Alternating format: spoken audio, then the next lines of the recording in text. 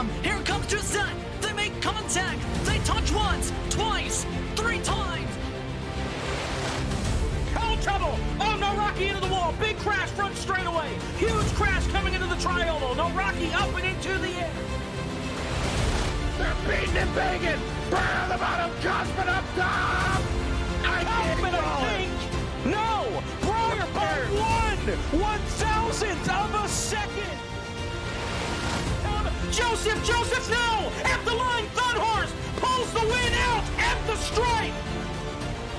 Oh, he saves it! What's going to happen here? Here comes the canvas! Get your foot down! He's got it! He's got it! This is going to win!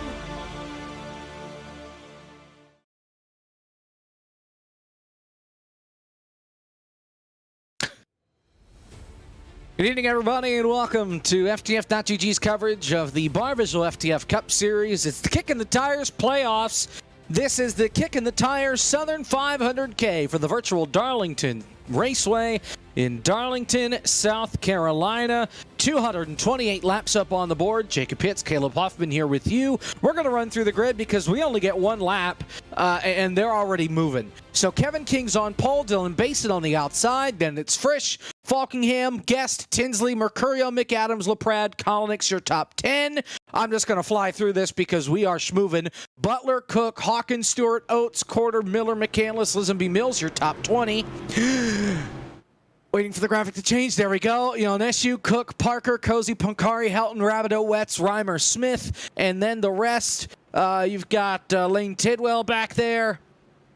Matthew Zwack, Isaac Johnson, Randall Rocky, last week's winner. Josh Stoltz, Clapper Newell, Mistak, Dreiling, Hawkins, Spalding, Malillo's not racing, Poulin, Andy Margot, your field of 42 unofficially.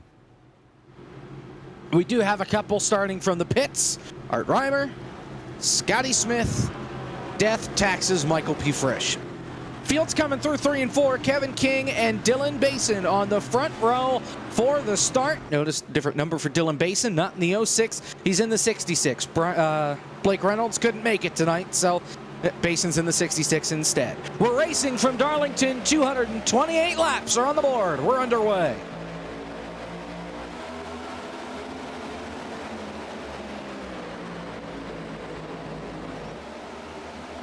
Trouble.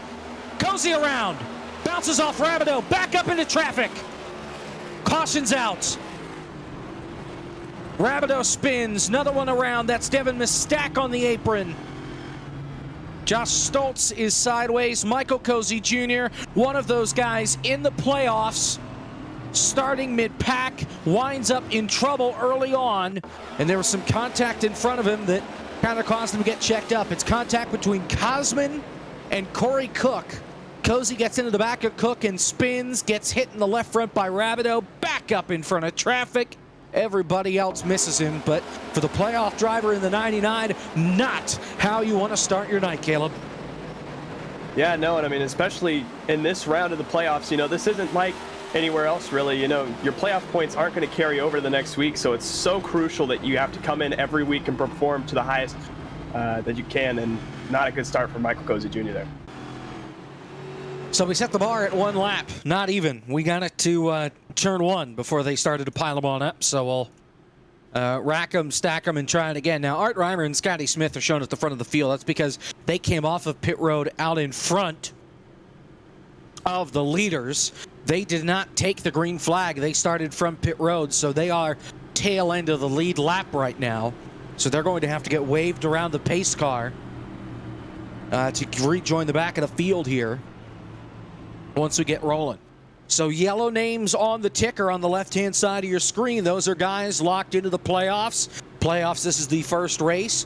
Drivers that have we're doing white spoilers for playoff drivers, which is going to be near impossible to see on the broadcast. But if you see a white spoiler, that means that they are in the playoffs, and they are one of the playoff drivers. You see Kevin King has it. Looks like a front splitter as well in white. And some will be easier to pick out than others with that white spoiler, but it might be easier just to look over to the left and find the find the yellow names. Apparently the roof rails are white as well. I don't know how anybody is supposed to see those. There you see the points coming into tonight. Michael Cozy Jr. sneaking his way into the playoffs after the race at Daytona, bumping out Gary Waterworth. And you see we dropped the bottom 4. So if things were before tonight, we would drop Zwack, Cozy, Rabideau, and Wetz. That will change over these next 3 weeks. Here tonight at Darlington, next week at Bristol, and then in 2 weeks' time, no, I've got that wrong. This week at Darlington, next week at Kansas, and then in 2 weeks' time when we go to Bristol. Yeah, and I mean, this is going to be a super fun round of the playoffs. Obviously tonight here at Darlington, and then having Bristol in 2 weeks as the cutoff race. I mean, so much fun. We're ready to see what we get here tonight. Hopefully we get a little bit longer of a green flag run this time.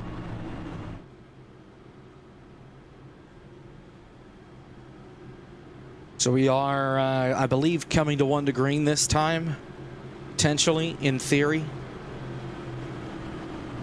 I think.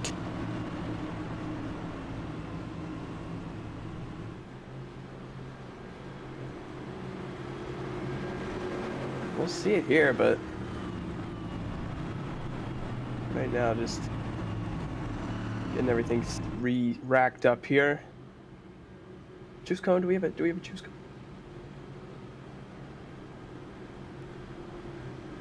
All right, so back half of the field or so pitted, amongst them Matt Spalding, Frisch, Jeremy Clapper, Newell, Dylan Dreiling, Corey Cook, Michael Cozy Jr., Josh Stoltz, and some more. We are 1 to green. We are choosing. Choose is the dotted line effectively on the apron going into turn number 1. If you're on the outside of the line, you're going to be on the outside. If you're on the inside, which is the apron, you're going to be on the inside. If you hit the dotted line, go into the back of the pack. Yeah, and interesting to see here what the preferred line is going to be for the night. This is really going to be our first taste of that here on lap 5. You see Dylan Basin chose the inside, which is, you feel is a little counterintuitive. You feel like the outside would be the preferred lane here at Darlington, but we'll see how that jump really affects and everything, shakes everything out. The pace car gets back onto pit road. Yep, we'll see what happens. There goes the pace car. It'll head to pit road, and Basin and King will get us back under green. Stages, end of lap 50, end of lap 125, and then the end of the race, lap 228.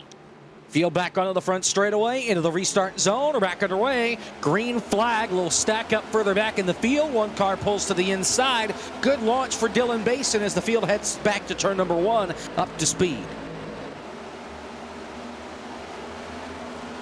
Really the battle you see now. Brian Mercurio going to fall back in line behind Falkingham. Trouble! Brian LaPrade! Into the inside wall. Everybody else is going to avoid him. And Brian LaPrade's rotten luck in FTF will continue tonight. Lap number 6. Contact between Brian LaPrade and Michael Guest. 2E NASCAR Coca-Cola iRacing Series guys going at it. And Brian LaPrade, like a pool cue, short end of the stick here into the inside wall. Yeah, and that's just Darlington for you. This track's so narrow. The only place you have is other cars to the wall, and you start bouncing off each other like this. You see it right here, just such a tight squeeze. Looks like Michael Guest came up a little bit, initiated a little bit of contact, and Brian LaPrade already off to a tough start. Sounds like netcode may have been a part of that as well. Both admin and the drivers agreeing that there was a little bit more room than actually existed, I guess. But that's it for them. Good amount of damage to the front end of that 88. He's going to come onto pit road here and try and get that damage fixed. No fast repairs for these guys, and we still have yet to complete a lap under green here at Darlington. 8 laps complete. Actually 7 laps complete as they cross the stripe.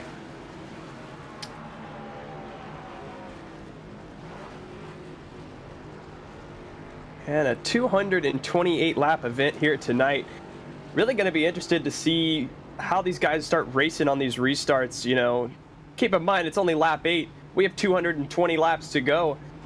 You know, how aggressive are you really are you gonna try to force the issue on the restarts to make up on a potential long run, or are you just gonna bide your time because we do have so much time left? So I think that difference in ideology we'll be able to see here on this restart. So we're under caution for the second time here in the Kicking the Tires Southern 500K, and as I mentioned, well, we're following the NASCAR schedule the rest of the way through the season. So we're at Kansas next week, Bristol in 2 weeks, all the way through the end of the season. Obviously, tonight we're on a Saturday. Next weekend we're on a Saturday. Then the following, when we're at Bristol, that is a Sunday night. That's September 18th. Going to be interesting, of course, because Winstell will be back by that point.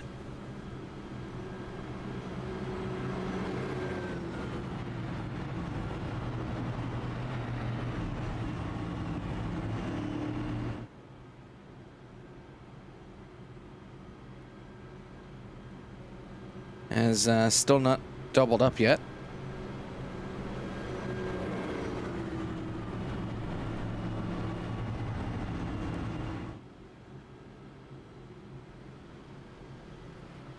All right, so pace laps take an eternity here, as I've apparently learned tonight. That was Justin Melillo flying by there.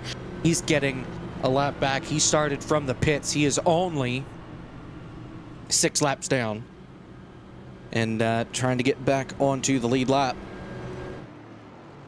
And now he's going to pull off the racetrack. Very cool. Justin Melillo, everybody. Gotta love it. Should be 1 to green here this time by. Now, did I hear these guys say that last year they had 150 laps without a caution? We can't go 150 seconds without a caution so far. Yeah, I mean, FTF at Darlington's already, it's always an experience. I remember a time here, it was probably 5 or 6 years ago, where we had, I think, 24 or 25 cautions. The race ended at like 2 a.m., something like that. Or you can also get races like we had last year, where we have huge green flag runs and the race flies by. So really kind of an ultimate wild card to open up the playoffs. And I feel like there is one, you know, mega wild card in pretty much every round of the playoffs. So really fun schedule that we're following here.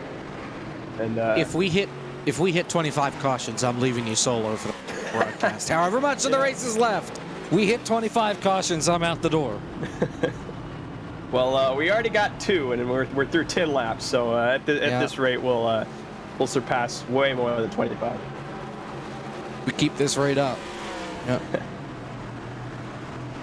All right, so here we go. Basin and King on the front row once again for this restart. 10 laps will be complete. None of them have been completed under green flag conditions. Green flag back in the air. Whoa, big stack up right there from Brian Mercurio. Oh, and they're scattering everywhere. Wow. They made it. I don't know how. Sounds like Mercurio was in 3rd gear. Thought he was in 2nd, but he was not. He found out the hard way there on that restart. Philip McCandless blinking a little bit, but they've made it to turn number 3. This is the furthest they've made it up to speed. And by God, off turn 4, Dylan Basin makes it to the line. We have completed a lap under green here at Darlington. The first of hopefully many right now, as you see everybody now doing the classic Darlington, rip the high line, arcing it low off the corner. This is what I expected, not what we've seen thus far. Nice little battle further back. This is back in the 20th position. Logan Helton, Justin Lisenby, Michael Cozy Jr. in a 3-way battle. Looks like Logan's just going to back out of it. 2 playoff guys there in the 99 and the 63. They sorted out for the time being. Remember, Cozy involved in that crash on the opening lap, trying to work his way back up toward the front. Single file pretty much all the way through. Here comes Nick Miller to the inside of Kane Cook. That's for 10th. Ryan on board with Cozy here. He's to the inside of Ethan Corder. He gets way loose off the corner. Quarter gonna have that run. Cozy's gonna fall back in line, and Cozy just so patient. He's so good at just biding his time. And hopefully we'll see that expertise come out later tonight. Darlington's always so much fun, man. I mean, watch these guys. Some of them like to tempt fate, get all the way up against the wall. So much fun to watch these guys rip it as you see Cozy sitting in way deep past Ethan Quarter, and he's going to take the spot. That's for, I believe, 18. Quarter backed up the corner a lot there, and the 76 really had to back off, so he didn't wind up running into the back of him, and now he's in the wall. So Lisenby having to lift to stay off of Quarter, pays the price, got loose, got into Logan Helton, and ping-ponged himself up into the outside wall. Lost a couple of spots, but he's okay. Doesn't look like damage is too bad on that car as Cozy picks up another spot, gets by Josh Parker, and now he's got Cosmonaut and Eshu in the crosshairs right now. Yeah, looking at Nick Miller right now, and this pack from about Michael Guest on back is we've got trouble. Almost. Matthew Zwack. I don't know what Matthew Zwack just did. He got loose coming off turn 4, turned right, hit the outside wall about head on, and he's now on pit road. A lot of damage to the right front of that Zwack machine. We stay green, though, single car incident at the back of the field. Yeah, and I believe Zwack just parked it in the infield for a second, and I'm not sure really what happened there. You see him make contact with the outside wall. Just got loose. Wiggling around, wanting a caution maybe, but we stay green nonetheless. He's in the pit lane, all good to go. You see Dylan Basin with a so far commanding lead, almost out to a second already. And long gone. Got to wonder if maybe Kevin King's saving his tires just in case we do get a green flag run out of this, and that could allow him to reel in Basin a bit later on. Just have to wait and see. Yeah, absolutely. And, you know, as spread out as we are now, these guys really probably going to try to take their chances here and try to play this one out. Right now, everybody seems to be okay being single file, with the exception of Alex Kolonix, who's to the inside of Brian Mercurio right now, battle for, I believe, the 7th position. Tried it in turn 3. He'll try it again here in turn 1. Oh. And then let's see if he can hold it down there. No. He cannot. Gets a little loose, and here comes Nick Miller around the outside. It's going to cost Kolonix a spot instead. And that's what's so much fun about Darlington, man. I mean, watching Brian Mercurio right there, all the throttle control, all the discipline that it takes to not only battle the track itself, but battle that car underneath you. I mean, just so much fun to watch every single lap around here.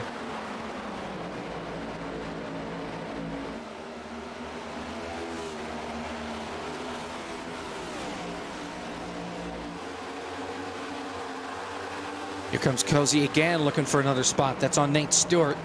Yeah, Stewart just gives it up. Out.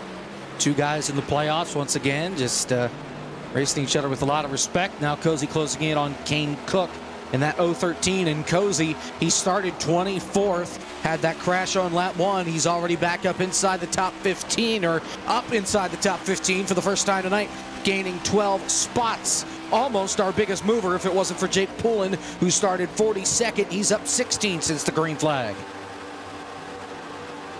Yeah, Poulin has been making up spots, but right now, Michael Cozy Jr., just an absolute man on a mission.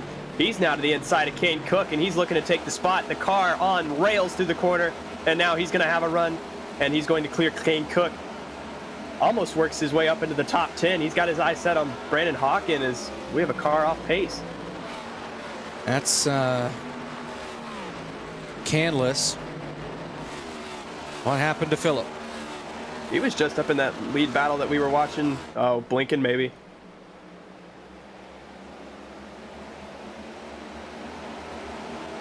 Oh man, Nick Miller really up out of shape. My Mercurio gets by, and here comes Kolonix to the inside. Hawkin right behind. Kolonix gonna get that spot, maybe. Squeezing him up fighting back on the outside. Kolonix with the run, he's clear. Yeah, and I mean, one of the other tough things about Darlington too is you get in such a routine at this racetrack that you hit the wall just a little bit, you do something just to get off your marks the slightest bit, and it will completely mess up your rhythm, and it feels like it takes you 2 or 3 laps to get back in that sequence. As you see Nick Miller here, he's kind of just focusing on getting settled back into line before he ducks out and makes any more moves. Look who's inching in. That's Cozy on the inside. He's going to go underneath Brandon Hawken now.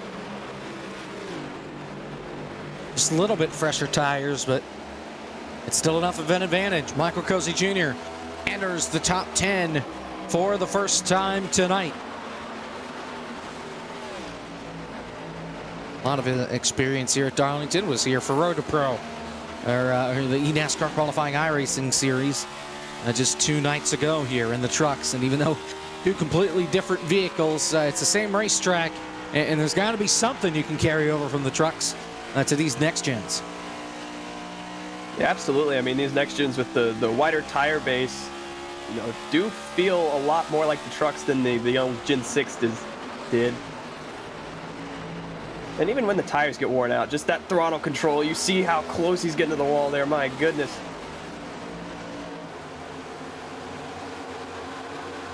Gap out in front, 8.8. I can't function.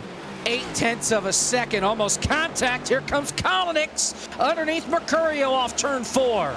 Ooh, contact made right off the exit of the corner there.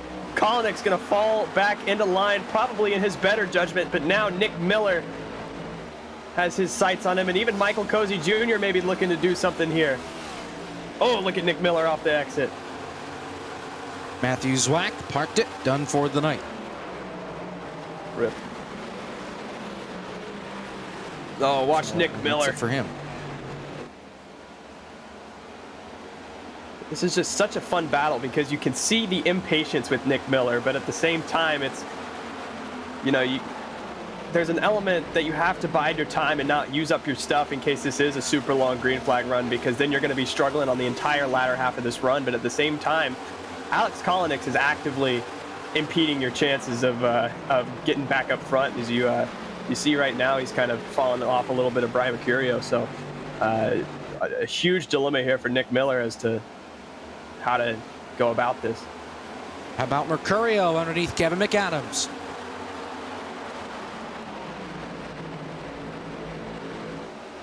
Yeah, Kevin just lets him have it.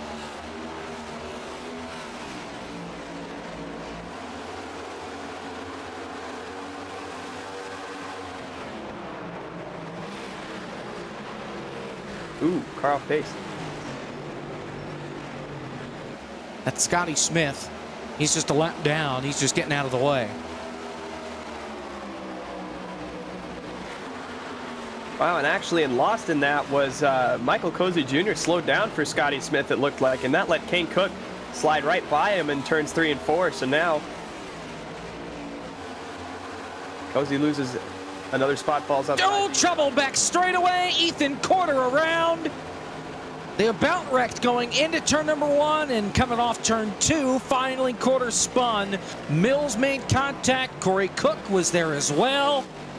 And just not enough room for these guys to be racing that hard. And it winds up with trouble. Now Matt Spalding a little fishy coming off turn 4. We got one on the apron. That's in turn 3. No, that's turn 2. That's Clapper Newell.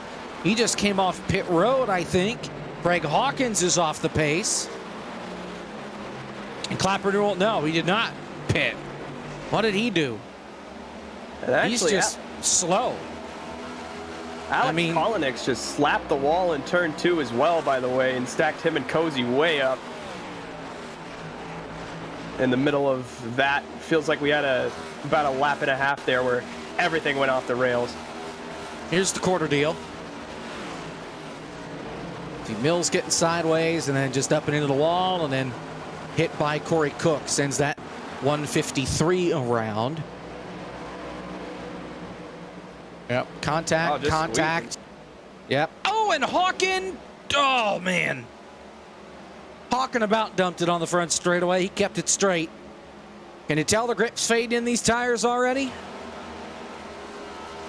That's got to be the most terrifying feeling ever, is sending the car into the corner, and all of a sudden it's like, oh, I don't have enough for this, and either sliding up into the wall or spinning it out or something. Nick Miller, Kane Cook side by side. It's for 8th. Kane gets that spot now. Here's Stewart, Cozy, and what's his name? Sean right behind. There you go.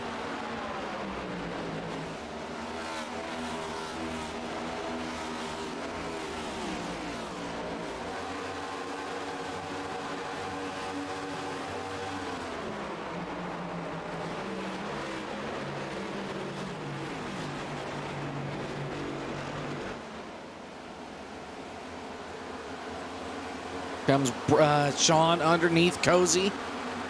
That is 12th on the racetrack. Cozy lets him have it.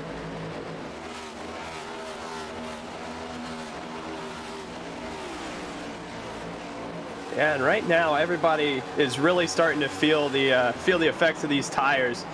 Not really wanting to battle because it feels like you could spin out at literally any moment. The only real battle I've seen on the track at the moment is Matt Spalding has been trying to make some moves on Nathan Rabideau for the last few laps.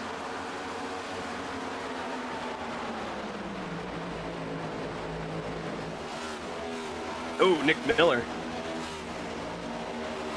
Really holding up this line. That's Nate Stewart right behind in the knockoff Sundrop machine. Then here's Kolonix and Sean. Frisch now underneath Cozy. It's a 6-7 car pack right here off turn 4. Oh, and Miller and Kolonix make contact. Everybody scatters. Sean to the bottom. He's going to pick up 1 spot, maybe 2 in turn 1. Frisch is going to get down there as well. Cozy's going to lose a lot of time, stuck up on the top as whoa, Hawkin, what a save. Again. My goodness, this is absolutely a hornet's nest now. I mean, you thought it was earlier. And now it's just any little mistake's going to cost you so much. Cozy's, he's going to tag the wall just a little bit. Now he's going to fall all the way back behind Landon Mills in the 25. Michael Guest as well. Or Josh Parker, excuse me. He was plus 14 at one point. Now he's just plus 6. So he's lost 8 or so spots in these last couple of laps. Drop kicked all the way back to 17th. So now he'll pass Josh Parker going into turn number 3 to get at least one of those spots back.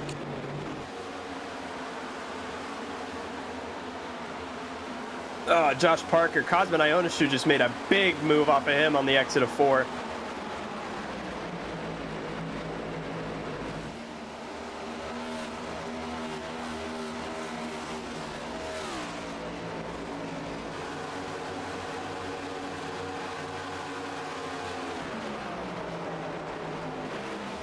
Dylan Basin comes over the radio and says, quote, "I hate this car, I hate this car, I hate this car."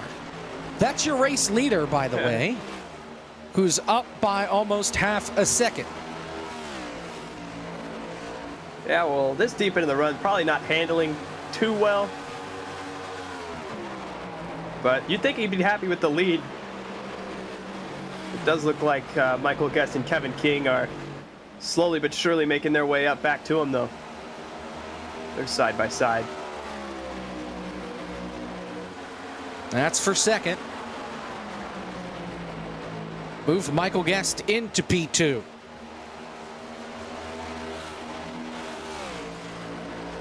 He's just going to drive away from Kevin King, feels like. Dylan Dreiling parked the car, done for the night. Yeah, I mean, we're that early in the race. If you don't have speed, just cut your losses and move on.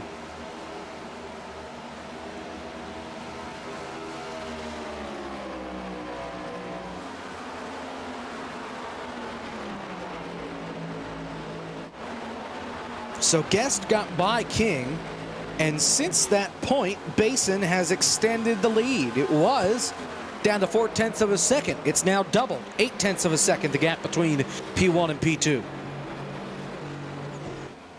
Yeah, kind of an odd scenario because Kevin King and Michael Guest were side by side, and it felt like they were gaining, and now that they're spread out back single file, just running hot laps, Dylan Bason's pulling away, which, you know, feels like it's kind of the reverse of how it should be, but Maybe they were just pushing each other on board here with Brian Mercurio.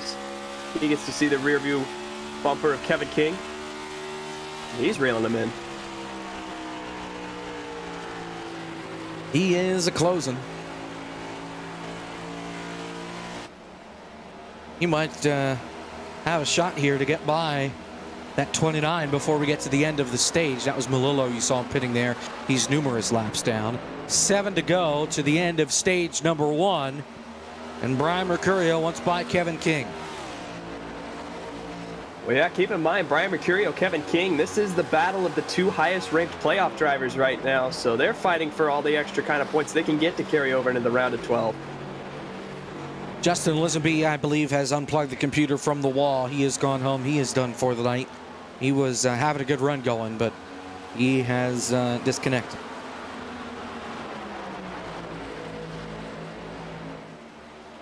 Looking back at this battle with Brian Mercurio, Brian is absolutely all over the rear bumper of this 29 machine. He's actually going to have just a little bit of a run coming off of the exit. Going to back off that corner. He's going to really just try to bank on this momentum through the corner to carry him off the exit. We'll see if he dips to the inside, maybe actually just gets a little bit loose. Kills some of the momentum he has. Going back into turn number 1. Sends it in 1. That kind of pushes Kevin King further up the track. You gotta think Kevin King is just staring into his mirror right now. Coming to 4 to go, and as this battle continues to heat up, the battle for the lead heating up as well. Michael Guest has caught Dylan Basin, and he's in the tire tracks. Coming to 4 to go in stage number 1. Bason's going to pull over here and tells Guest, just take it, and he will. Michael Guest to the lead. Yeah, and that's a big move for Michael Guest, that really displaying how much speed he has to be able to reel in that huge lead and now be able to take the lead with 3 laps to go on the stage, putting himself in position to take the win. As we have smoke on the apron, maybe. I see nothing. I think some folks are coming onto pit road. It sounds like Nick Miller is going to come onto pit road here this time by, and he will. Meanwhile, 3 to go in the stage. Brian Mercurio still trying to get by this 29 for 3rd place. Here he goes. Never mind. Maybe he's looking to the inside. Kevin King really through the middle of the corner lost a lot of speed. Now they're side by side coming to 2 laps to go. Side by side off the corner. Mercurio almost loses it. And he's going to fall back in line. That's probably going to be at the end of that charge that he was trying to mount. Yeah, that might be it for him. So what's interesting, the fact that Guest and Basin are not racing for the driver championship. Now, Basin is running for the owner's championship because he's driving the 66. Blake Reynolds drives the 66. Reynolds 2nd in points, driver points in the playoffs. So getting the 66 this time up at the front, certainly good for that. But Kevin King, he is in the playoffs, as is Brian Mercurio. So 3rd and 4th are fighting for the driver playoffs. Basin fighting for Blake Reynolds for the owner points. So here they come through 3 and 4. Michael Guest comes up off the corner. And he'll get the green and white checkered flag. Michael Guest, BR Guest, he'll win stage 1. Dylan Basin finishes 2nd. Kevin King 3rd, Brian Mercurio 4th, and Falkingham, Kane Cook, Wyatt Tinsley, Kevin McAdams, Michael P. Frisch, and Sean Butler rounding out your top 10. We will step aside and go to a break. 50 laps down, a long way to go. Here from Darlington, we're back after this here in the Kicking the Tires Southern 500K.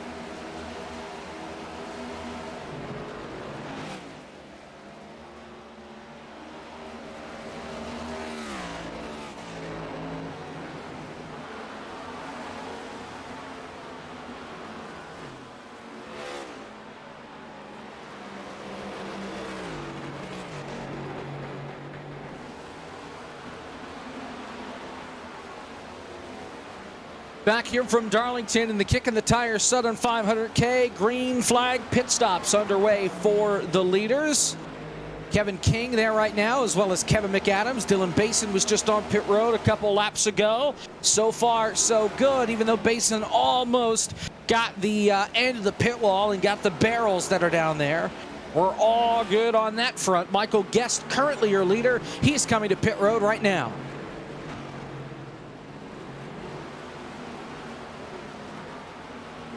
Job by Guest there. You know, Darlington pit entrance so notorious for being tough to get onto.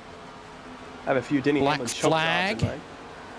Black flag, Isaac Johnson speeding on entry. He was only doing, let's see, 55 at the cone. Of course, it's not like it's done by timing. It's not done by just what your speed shows. Trouble, Mercurio. that's Mercurio. Saves it. And he did not speed. He's good. Style points. Yeah, we need the Euro beat over that. My goodness. Oh, another car up. That was Josh Stoltz on the front stretch. Almost just lost it.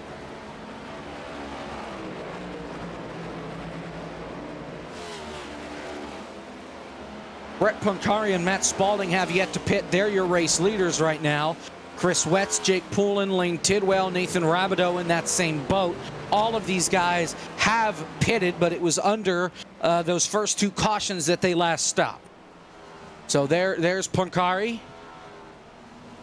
He can't see us, but you can see him. And he'll probably make it maybe half a dozen more laps before he makes the call to come onto pit road. Chris Wetz is already there. Dylan Basin will come back out to be your race leader once things cycle through. He's got half a second over Nick Miller. Nick Miller trying the undercut here, pitted 7 laps before Basin.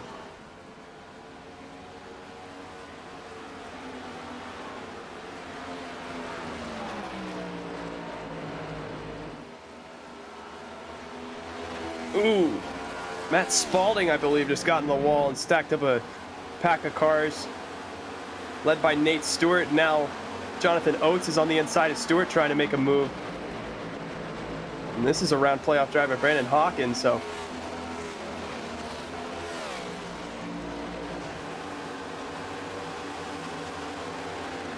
Matt Spalding, who's in second, he's going to come on to pit road this time by. So will Lane Tidwell. Brett Punkari will stay out, and he is in the way right now, coming off turn number 4. Yeah, and if you need a visual display of how tire wear affects cars here at Darlington, that pack versus Brett Punkari is a prime example. My goodness. Dylan Basin's already left Nick Miller in the dust. The gap was half a second when they first got back rolling, and it's now almost 2 seconds. So Basin is flying. Nick Miller, not so much. Michael Guest about a second back from him. It won't be long until he gets there. Again, lap 125 is what we're looking for here to the end of stage 2, so still a long way to go. There's Rabideau onto pit road, which means Punkari is the only one that hasn't made a stop. He just made the call through turns 1 and 2. He's pitting this time by.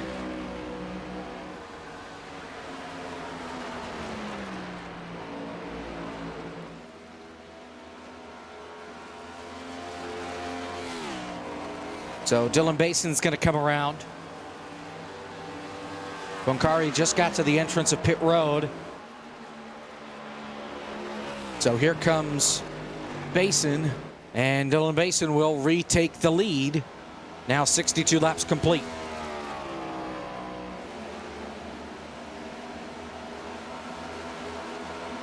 Here's a battle like an oasis in a desert.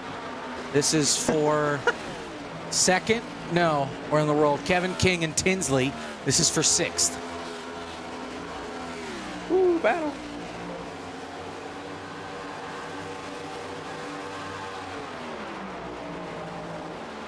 Yeah, you know what, Jacob? With how we're running right now, 150 laps might not be too much of a stretch. Oh, and Caution! That was Caleb Hoffman, ladies and gentlemen. Oh my God. Caution is Josh Stoltz.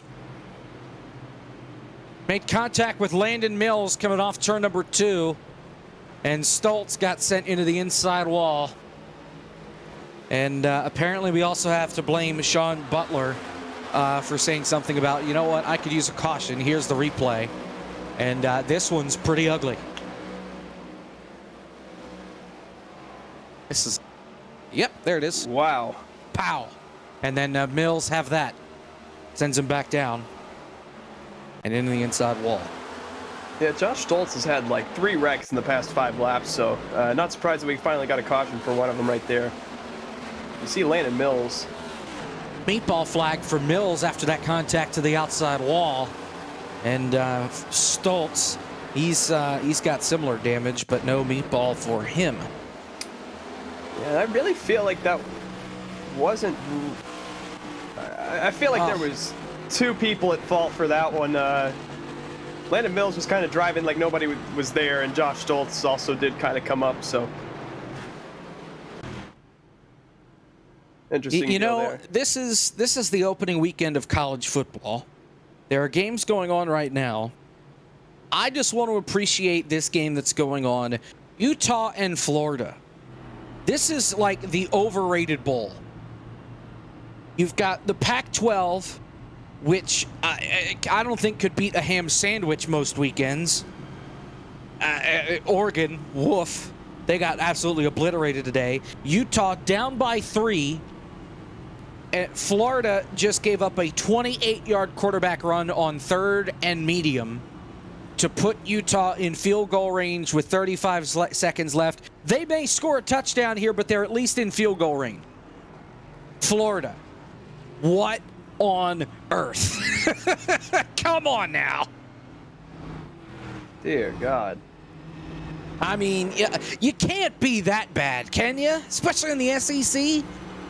Unless you're going to be Vanderbilt or Mizzou, how are you going to be this bad?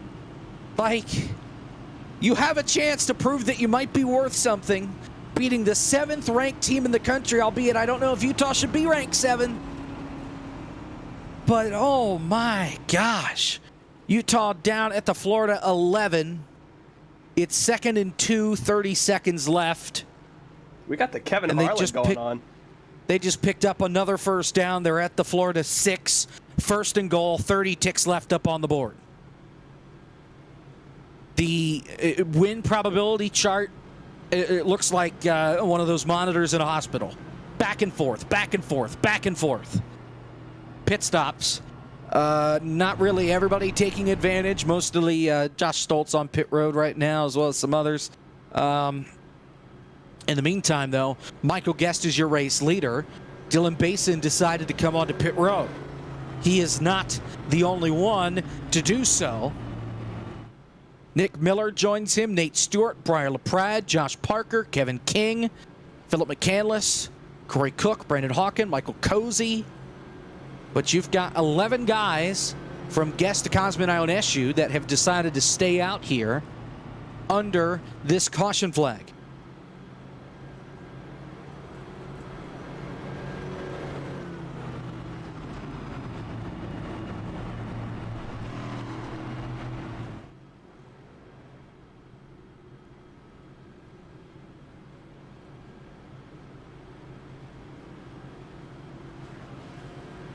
Florida just had to use a timeout.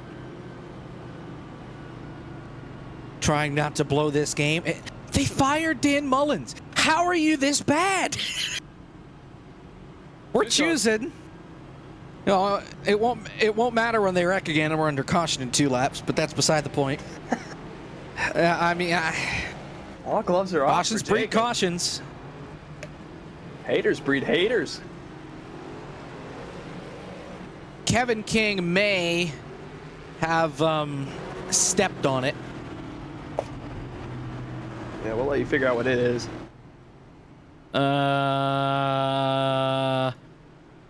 He did not, no. Zach Johnson is very, very blind. 3 feet between the line and the car is close. Woof. All right.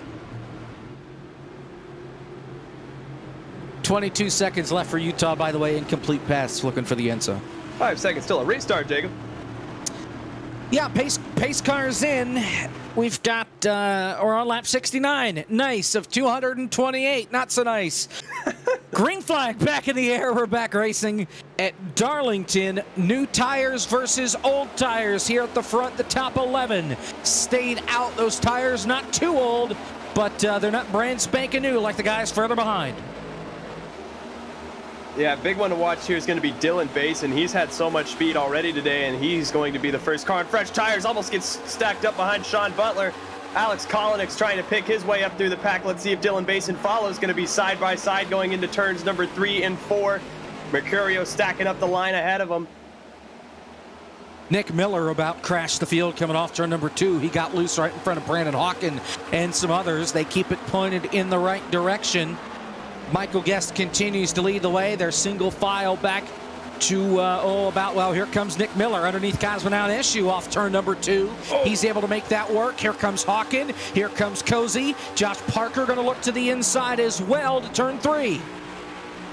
Dylan Basin just made one hell of a move on Alex Kolinick to get to the inside of him. Almost chopped the nose off, but was able to get to the inside. Now momentum's not going to be on his side. Frisch stacks up Kolinick though. Still side by side right now. Oh my goodness. Oh, there goes Falkingham. Turned by Wyatt Tinsley in front of the field. Everybody scatters. Now around goes Breyer. He's down into Cosman. Cozy gets a piece. The big one in turn number 3. Ethan Corder piles in as well. And Breyer LaPrade again involved in a crash on the back straightaway. This one, broken. Not his fault. He just got into the back, I think, of Kevin trying to check up and then got up into the outside wall. Meanwhile, Utah just threw a game-sealing interception into the end zone. Florida survives. Pac-12, you're a joke. Well, well, hold on. Can we get a camera on Breyer quick? Yeah, Breyer's car is broken. He just murdered a whole bunch of crews down on pit road. I mean, flying through there, mowing people over. Josh Stoltz has parked the car, done for the night. It's Falkingham just getting loose off turn 2. Yeah, and I mean, that's what happens on restarts. Just that everybody's so close together. You'll see Falkingham. Well, here we see LaPrade just gets driven into and completely destroys the race car. But yeah, here you see Falkingham just wiggles off the corner just a little bit. That forces everybody behind to check up. Breyer has nowhere to go into the back of Kevin and just starts spinning. Makes contact with Cosman, gets into Cozy. And then you see Ethan Corder right there just delivers the final blow, feels like, for a rough night for Breyer LaPrade. Yeah, and I believe he's going to park the car here as well. No fast repairs. Here's the onboard. Bam, bam, can't save it. Hit again. That was Cozy. There's Corder trying to fly in on the high side, nowhere to go. And caution number 4, I think, on the night. Was that 2 laps? Was I right? Unfortunately. Well, what happened to the 33? Oh. I don't know if that was maybe shifting down or he just lost it or what, but big trouble under braking there for the 33 of Isaac Johnson. Wyatt Tinsley comes onto pit road under this caution flag, joined by a couple of others further in the back, but nobody that stayed out of the last caution really going to bite on pitting under this caution flag. We'll step aside, go back to a break. I'll look at some more college football scores. In the meantime, guys, will continue pacing here from Darlington. It's the Kick in the Tires Southern 500K here on FTF.GG. Back after this.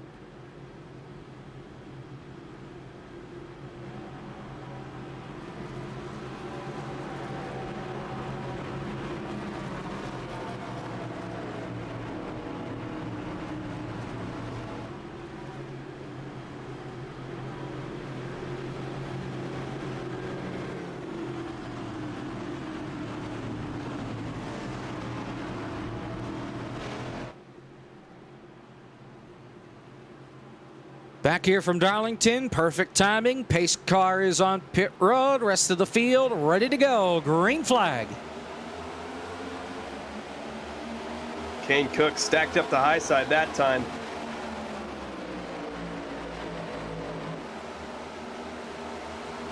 Frisch slides up into line in third. Kevin McAdams trying to hold down the fort there in that fifth spot. Make it sixth.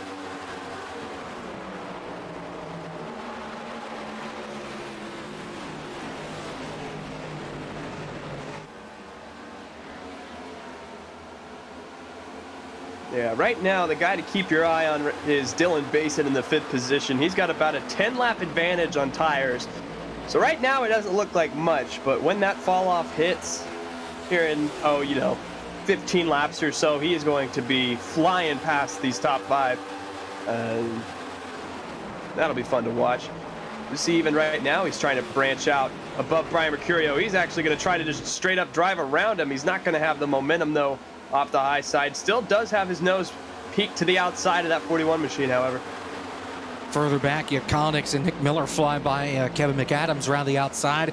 Here comes Basin. Storms up the outside, goes by Mercurio. He'll set his sights on Michael P. Frisch. He cuts to the bottom off turn number 2. Here comes Miller underneath Mercurio as well for the spot right behind. And just like that, Dylan Basin inside the top 3. He's got second. He is all but clear for second off 4. And by 15 laps, I actually meant 2 seconds. He is on rails right now. Sends it in way deep. Gonna get clear of Kane Cook. Nick Miller riding that surge as well. And now Dylan Basin with such momentum off the corner. He's gonna get to the inside of Michael Guest, and he's gonna make it look easy as he goes down into turn number 3. Now clears Michael Guest, new leader Dylan Basin. And that 66 absolutely has to be considered the fastest car on the racetrack right now. No doubt about it. Fresher tires playing into his advantage. Nick Miller on those fresher tires as well. The next guy on fresher tires is Brandon Hawken. He sits in the 8th spot right now, trapped in behind Alex Collins and Brian Mercurio. Hawken has some traffic further behind as well. Kevin back there, Corey Cook, Sean Butler, and more. The battle for second, though. Here comes Nick Miller to the inside. He'll blow by Michael Guest. Gets a little loose. Oh!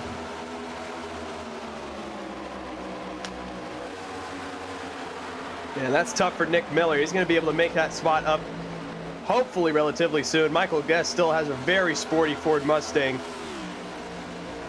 We'll see him duck to the inside here. And that Nick Miller machine, once again, going to get underneath him, try to slide up to clear, and he will for the second position. And Dylan Basin and Nick Miller, the two guys with 15-lap-old tires, absolutely have made the most of them here. Now they're going to just try to expand their lead as much as possible here on this run. Side by side, further back, this is for the 15th, make it 14th position. Logan Helton, Cosmonaut Eshu leaning on each other through turns 1 and 2.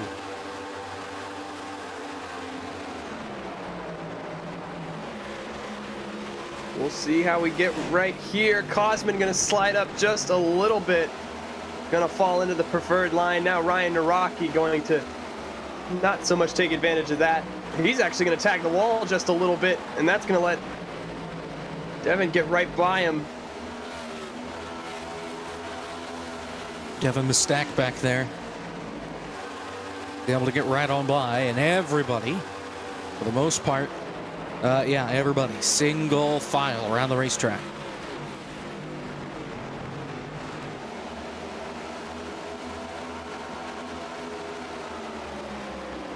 Sean Butler just got wiggly off turn number 4, lost a spot to Kevin King, now under attack by, I believe that's Logan Helton.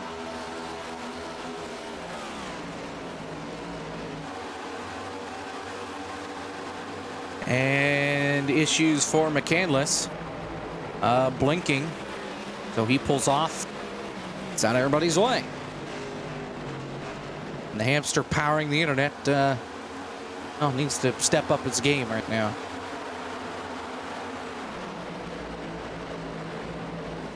Battle for the lead. Nick Miller within a car length of Dylan Basin out in front.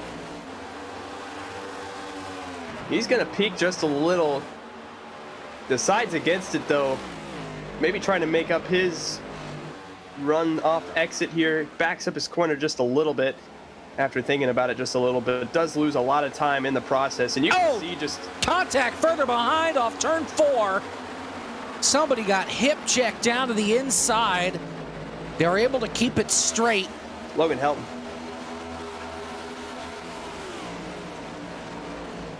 Yeah, you're right. That was Helton and Corey Cook. They straighten it out. It's tough to be side by side coming up off the corners. And again, just here at Darlington, there's just such little room for error. Nick Miller actually just pounded the wall. Lost a lot of time to Dylan Basin. Actually not in as rough shape as I was expecting him to be, but still did take a heck of a lick. And just that's what Darlington is so notorious for.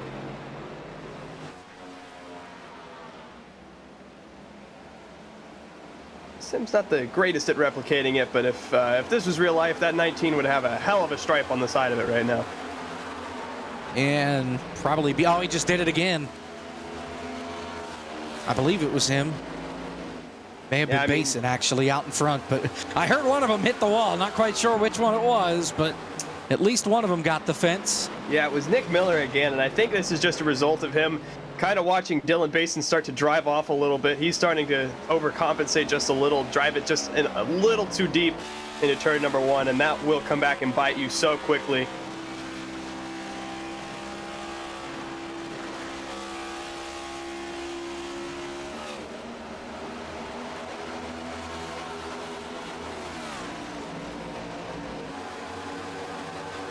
Ooh, Kevin King looks like he's looking the inside of Alex Kolnick's.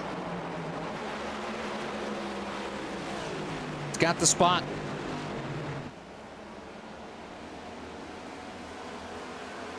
And Kevin King right now is one of those guys that is on fresher tires.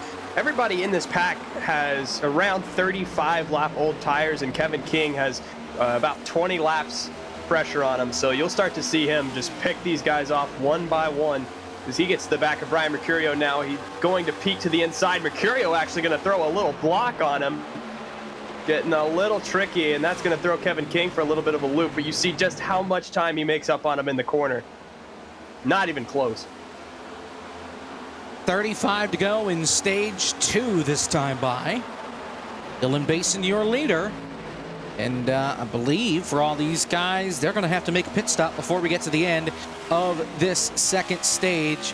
Whether we stay under green or not, one car just slammed the fence coming off turn 4. Or off turn 2, that's Devin Stack. And he's going to bounce it off the fence and lose a half a dozen spots, maybe more. Kolnick side by side with Mercurio after the 29 of Kevin King got by. Yeah, and Kevin King got by, but Brian Mercurio wanted no part of that. He threw a ginormous block on him down the backstretch. Kevin King was able to get around him.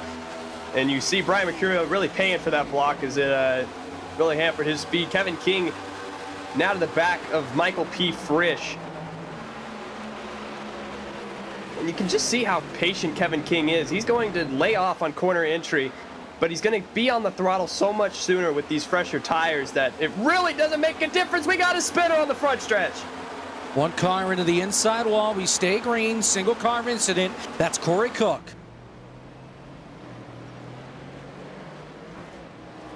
And just lost it all on his own coming off turn 4. Oh, another spinner on the backstretch. That is Jeremy Clapper Newell, and he didn't loop it. He's just slow. He almost crashed it coming off turn 4 the lap prior and just coasted it around on the apron. I think he has a flat tire because there are sparks coming out from the other side of that. Well, he hit the left front off of the pit wall when he spun. So I think that's probably what did it. Broke the left front suspension on that car. He does have a meatball, so he'll pull into the box. And his night very well may be done for Jeremy Clapper Newell. He's had a pretty silent night so far, but not a very good night either. Battle for 4th. Here comes Kevin King underneath Kane Cook. Not even close. And that's just what tires mean here at Darlington. Kevin King is just able to cut through this field like butter at this point.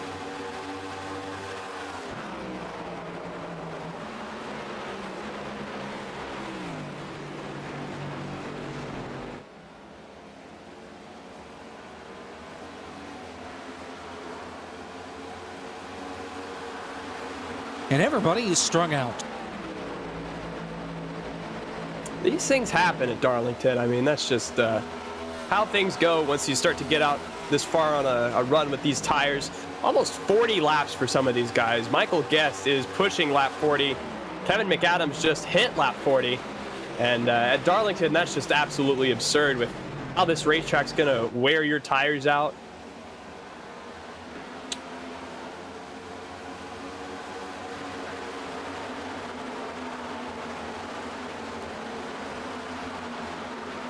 Problems. Being told there's trouble, but everybody's pointed in the right direction, so I call crap. Fake news, Zach Johnson. Yeah, he got loose. He lost a couple of spots. There was no smoke, there was no spinning, there was no wall contact.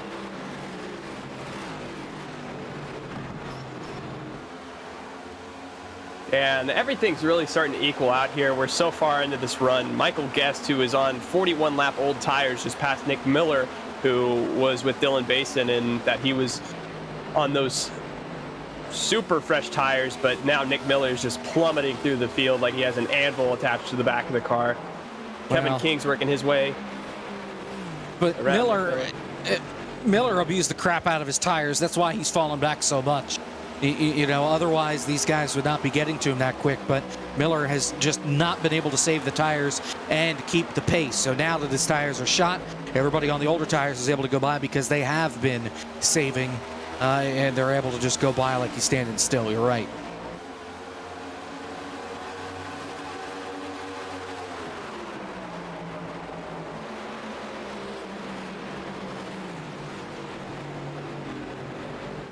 And Nick Miller's actually starting to hold up all these guys behind him. I mean, you see Kane Cook really starting to get impatient. He's going to peek to the inside, but that's going to open the door for Brian Mercurio.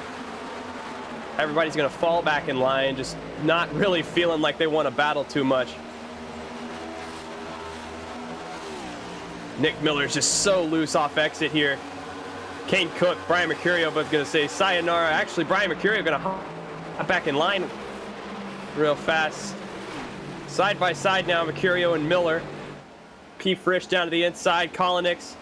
And they're all just going to say see ya to Nick Miller, and he's going to plummet back through the pack. Yeah, won't be seeing you, number 19. Everybody goes by him.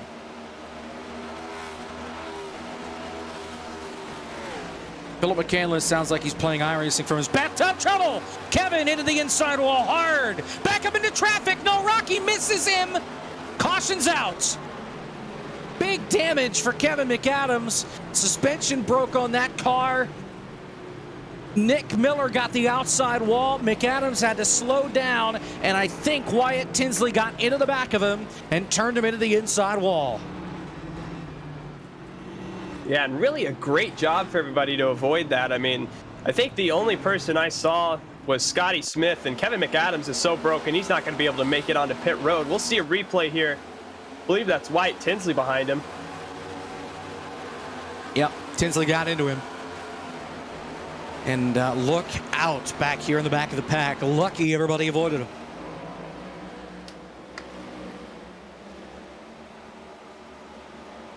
Yeah, just a stack up because of Nick Miller right there. Wyatt Tinsley just not able to react in time, and Kevin McAdams going to get the raw end of that one. And as that car looks absolutely destroyed. Yep, here's the onboard. And he absolutely got some help. Yeah, we've seen a lot of that with the suspension, courtesy of the new damage model. Toe links made out of toothpaste and super glue. Look out. Yeah, and that was Scotty Smith who tagged the wall, probably just heavy braking and turned the car up into the wall. These things happen. Yep. Pit road is open. Very busy place. Ryan Naraki stays out. Everybody else comes onto pit road here under this caution flag.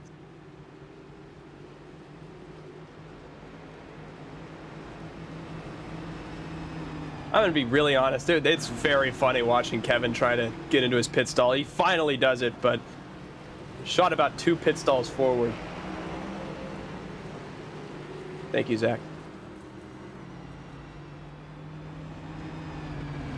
Rabideau was waved around the pace car. That's why you're staring at him right now. Why we're staring at him, I'm not sure.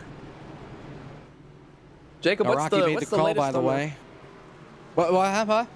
What's the latest on the college football? Any more games you're interested in, buddy? Well, I've been watching this joke of an Ohio State Notre Dame game. Notre Dame's still overrated. Ohio State overrated, but they're still good.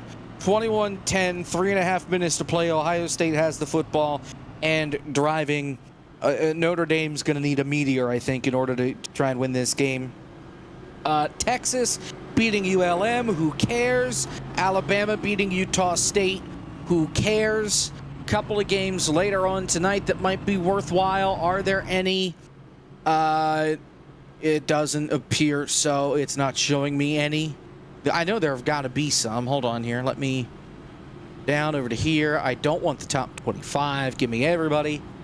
Let's see. Auburn's winning. No kidding. Vanderbilt in a close game, but they're up by 2 scores with inside 3 minutes left. Liberty and Southern Missouri. They are. I think this is Southern Missouri. Southern Miss. I hope that's Missouri and not Mississippi. That is Mississippi, my friend. Well, drat. Well, Liberty and Southern Mississippi, they're in double overtime, and it is tied at 27. And it looks like Southern Mississippi just missed a field goal, something like that. Mississippi State up over Memphis, who cares? South Carolina over Georgia State, who cares? A lot of games that nobody cares about. Louisville losing to Syracuse 24-7. That one's kind of surprising to me. Idaho beating Washington State 10-7. Interesting. Boise State, Oregon State just kicked off within the last hour. Same with Kent State, Washington. If you're really craving for some football tonight, Western Kentucky and Hawaii playing in Honolulu at the stroke of midnight tonight. So if you want to be watching college football until 3 in the morning, Hawaii is your go-to this week. They don't always play at home. We are blessed with the fact that Hawaii playing at midnight. You get your Sunday morning football. There are also games tomorrow. Well, a game tomorrow. Florida State, LSU, 7:30. And then Clemson, Georgia Tech. Monday night college football. Dylan Basin, Michael Guest, your front row for the restart. We have 20 to go in stage 2. Green flag. Dylan Basin shoots out of a cannon. He's gone. And now all these guys on equal tires. We'll see who really has the pace. Michael Guest, Kevin King, Kane Cook, all these guys. Oh, there they go. Nate Stewart around. Michael P. Frisch unhappy. Good. Stewart's good. Playing the feud. Yeah, in the throwback Sundrop car, not the knockoff. Yeah. Well, no, it is a knockoff because it's got Apex designs. Well, we're on at it. Darlington, so it's a throwback. No, it's not. Restart under review. This isn't even a throwback race. This is just a regular race. So okay, well, we're at Darlington. You should get negative points for running a throwback when it's not a throwback race. Nick Miller just dove it in on Cosman for 14th. Flat job. 13th. He made it work. Now he's blinking. All right, now we're good. He's gone. We're good. And Sean Butler's doing the bottom split thing where he's just yelling trouble. We have a penalty. Somebody changed lanes before the line. I did not hear what Justin said. I believe it's Dylan Basin. It was Basin. He comes to pit road. Black flag, Dylan Basin. For changing lanes before the start-finish line, Michael Guest, your new race leader. Adversity and drama here In the Kick in the Tires Southern 500K, Dylan Basin, who's been the dominant car of the day, will get a restart here. You'll see. In a replay. Right here. And then he pulls the David Reagan. Wow. Cannot do that. And he said, you know, it's kind of hard to remember that rule. That rule only exists in real life. I get it's not enforced in official races on iRacing, but come on. Really?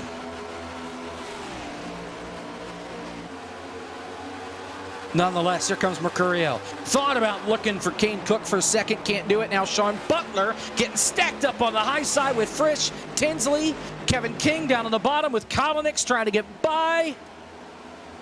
Ooh, Tinsley gets into the back of Frisch just a little bit. Gonna be more stacking up behind him. Brandon Hawken, he's gonna get driven in the back.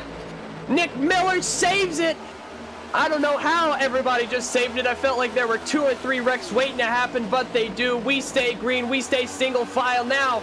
Sean Butler making a move on Brian Mercurio for the 3rd position on the backstretch. He says, Brian, you're not going to hop out of line. I will. And now he's looking on Kane Cook for the P2 position. He's actually going to dip out of line side by side for P2. And now it feels like with Dylan Basin receiving that black flag, everything, all the gloves have come off. Sean Butler absolutely on rails. He's going to take the lead, Jacob. Trouble.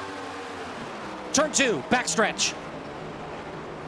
Ethan Corder, Logan Helton. Cautions out. Playoff driver in the 63. Matt Spalding involved in this as well.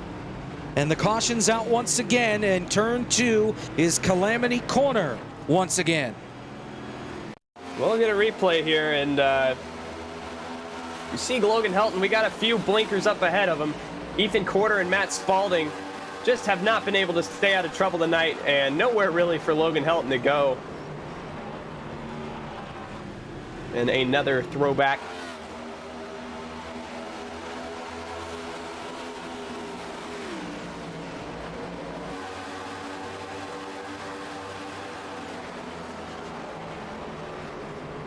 There you have it. Yeah, just a tough break for Logan Helton right there. We'll get one more angle of it. On board with Logan Helton right here. You see they're wrecking. You go low, and then just he gets hooked straight into you. Just, what can you do? That reminds me of the crash that David Reagan and Brian Vickers had here back in 2011, where the entire right side of David Reagan's car got peeled off by Vickers, and all the foam came out and everything. That's what that wreck reminded me of, just the way that that kind of came together. We're going to get a restart with roughly 10 to go in stage number 2 here. This is going to help Dylan Basin, give him a shot to get back in contention for this thing. As some folks coming onto pit road, your top 13 staying out on the racetrack. We actually have a penalty that was just handed down. Ethan Corder is going to be EOL'd and plus a 30-second hold on the restart. Wreck score, I believe, is the cause for that there. That's 2 crashes tonight alone for the driver of the 153. So he's in trouble, and he'll have to serve that.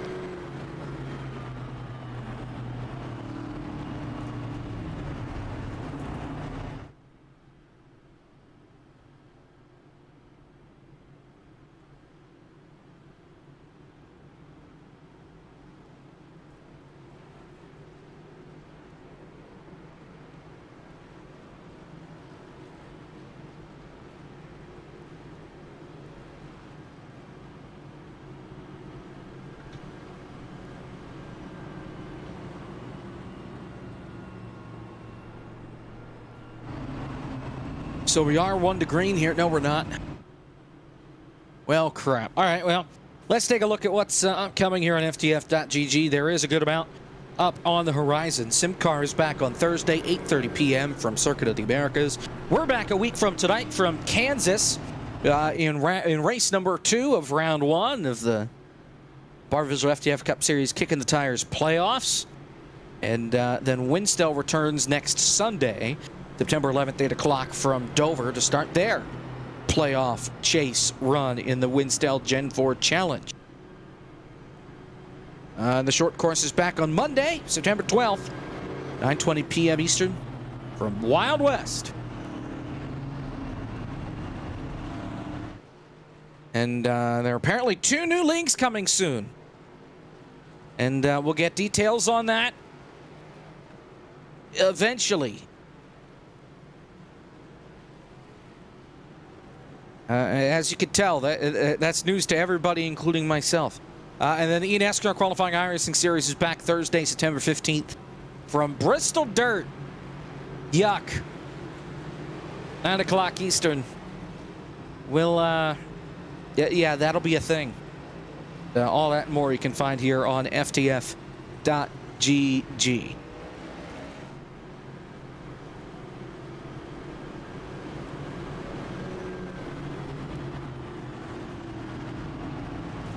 All right, Jacob, 113 laps to go. Sean Butler was on a huge charge there at the end of that stint. We had, who's your pick right now to win the stage? The pace car. All right, well. If I had to choose a race car, I think Michael Guest's the guy, but we'll see what happens. Well, I did just say a car, so. Alrighty, here we go. Gonna have 9 to go in stage number 2. Guest and Butler, green flag. Oh, and we are fanning out big time in the back.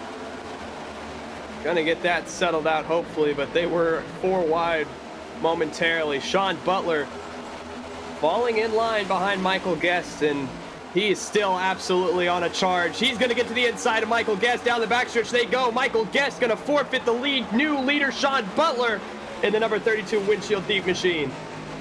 Your top 3 not in the playoffs. That 41 of Brian Mercurio is in the playoffs and trying to give him some advantage as far as the points are concerned. He can't quite get to the bottom of Kane Cook, though, for that 3rd spot. He'll have to try it again. Butler continues to lead him around. Single file for the top 10. First battle, McCandless and Cosmonaut Issue.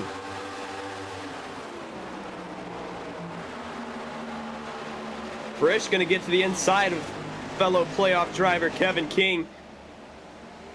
Not going to have the momentum off the high side. Now Frisch going to fall. Trouble! Spalding around. Kolinick's around. Logan Helton. Daniel Falkingham involved. Caution is out. This will not be the stage. Gonna get another restart out of this. Jeremy Clapper Newell around for good measure. Logan Helton again just had nowhere to go and got collected and all that. Dylan Basin involved in this one as well. One of the fastest guys here. He got a piece. We'll get a replay.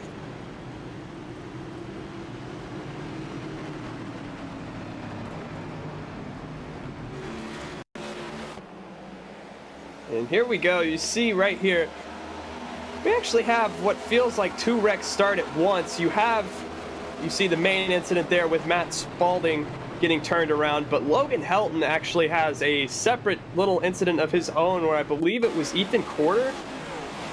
Oh, he was inside? No, it's going to be Corey Cook that he was inside of. You see that in the back. They make their own piece of contact, which sends Logan Helton down to the inside, and he just gets pile driven into the side of.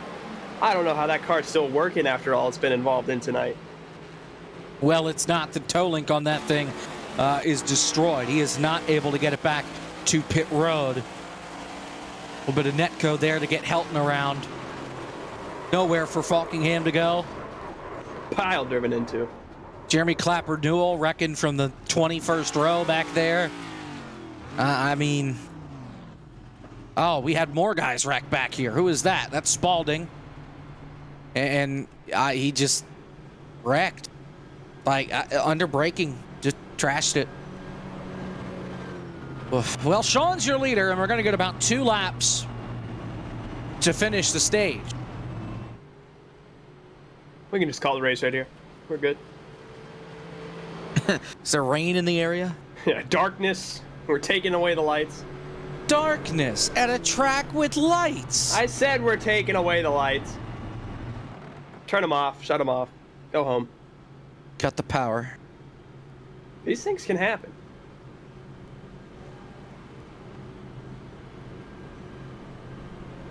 Do we want to maybe, Actually, you might not. Oh, we want to try to talk with the race leader here? We can if we want to. Yeah, sure. Why not? Let's talk with Sean. Well, the good news is the Mets lost, and good news for you is you're leading. How about that? How's that good news on either end? Well, it's good news, I guess, for anybody that doesn't want to see the Mets win the NL East. The problem is the Phillies suck and apparently can't figure out how to win baseball games either. So it's really only helping the Braves, and it pains me to say that. But I'll take the Braves over the Mets, I guess. Well, I can say the good news is, well, albeit the Mets did lose in embarrassing fashion tonight, they didn't lose 14-0 to the Diamondbacks, so I can take that. Boys, Well, how are we talking to the 14-1, race leader thank right you. now? And we start talking about baseball immediately. Sean, how does your car feel? Why are you passing people? Well, I mean, I kind of have a feel for it now. I mean, the track has a lot more grip in it now that the sun has started to set on the eastern seaboard here. So we're just going to try to keep this thing clean and try to not wreck it. But I think it drove a good race so far, stayed out of trouble, and looking to get a solid finish out of this thing. Yeah, and I mean, right now by my count, you got about 20 laps on this set of tires. And about 10 laps when that fall off just hits you. How are you going to not suck? Well, the good news is we've been under caution for most of those 20 laps, so All right, we've realistically gone maybe like 6 or 7 laps on these tires, so I'm not too concerned about it. But I just want to have a set, for the end, just in case that, in the words of, in the words of Mr. Pet Shower here, it's the big dumb stupid happens. So I don't know. I just want to give myself track position and just stay up here, clean air, and hoping that kind of helps me save them. But I'm just kind of running at a methodical pace up here and just trying to keep the rears on it. And if someone's faster than me, I will happily let them go. I just want to get a good finish and just want to finish the year out strong and build momentum for next year. So college football starting up this week. Do you have like a team or anything? Not really. I mean, I loosely follow UCF, the national champions a few years ago. There you go. Yeah. Whatever. But not really. I just watch the games just to enjoy them, which I'm kind of glad about because, if you have a team in a game that you're rooting for, it can get kind of nerve-wracking. So it's good to just observe and watch the carnage unfold. Yeah. Yeah, I like that. I try to do the same thing, and then Penn State comes on, and misery ensues. But we're going green. We'll let you go, Sean. Good luck here on this restart. Thank you, guys. Here we go. Sean Butler, Brian Mercurio on the front row for the restart. We have 2 laps to settle the stage. There we go. Green flag. Really slow start. Coming down to the start-finish line, everybody stacking up. Mercurio is there, looking to the inside. They're on the same age tires. Can Butler make the outside line work off turn 2? Answer is gonna be no. Here comes Mercurio as half the field pounds the wall off turn 2. They keep it straight. Yeah, and right now on this restart, my goodness, the sun has gone down. Oh, there goes Jonathan Oates. Into the inside wall. That's your stage. Jonathan Oates around. Just told somebody that he hopes they never touch iRacing again. And I believe that would have been Nick Miller that got into the back of him and turned him. Brandon Hawken almost got a piece. Logan Helton has parked it.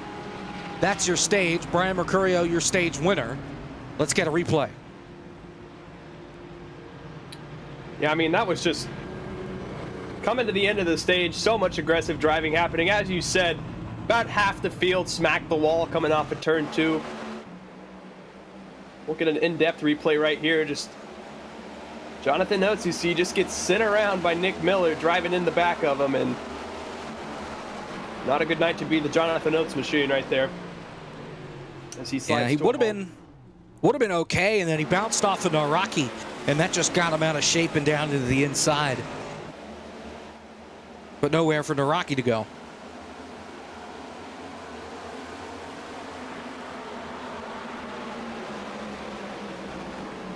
Just a tough night to be. Oh, dear Lord. It's over. Yeah? Sometimes you don't say things correctly. I've made my entire living off of that. Yep. So Mercurio, your stage winner. Then it's Sean, Kevin King, Wyatt Tinsley, Michael P. Fresh, Nathan Rabideau, Constantine Issue, Corey Cook, Alex Kalnix, Philip McCandless, your top 10. The top 7 have not pitted in 23 laps. Corey Cook, the only guy that pitted 2 cautions ago. Everybody else just pitted under the last caution flag or this caution flag. What happened to Logan Helton? He wrecked. He got involved in a couple of different incidents there. Not really his own doing. Pit road is open. Everybody coming to pit road except for Corey Cook, Alex Kalnix staying out, as well as McCandless, Chris Wetz, Matt Spalding, Kane Cook, Michael Guest look like they're going to stay out as well. Kevin King got a black flag somehow. It might have been passing, trying to get onto pit road or something because he was kind of ahead of Sean. But we'll look into that. Nonetheless, when we get a restart, we're going to have under 100 laps to go. We're getting close to the end of this deal. Corey Cook's your leader. We'll recap stops and take you the rest of the way. Well, almost the rest of the way. We'll step aside. We're back after this in the Kicking the Tires Southern 500K.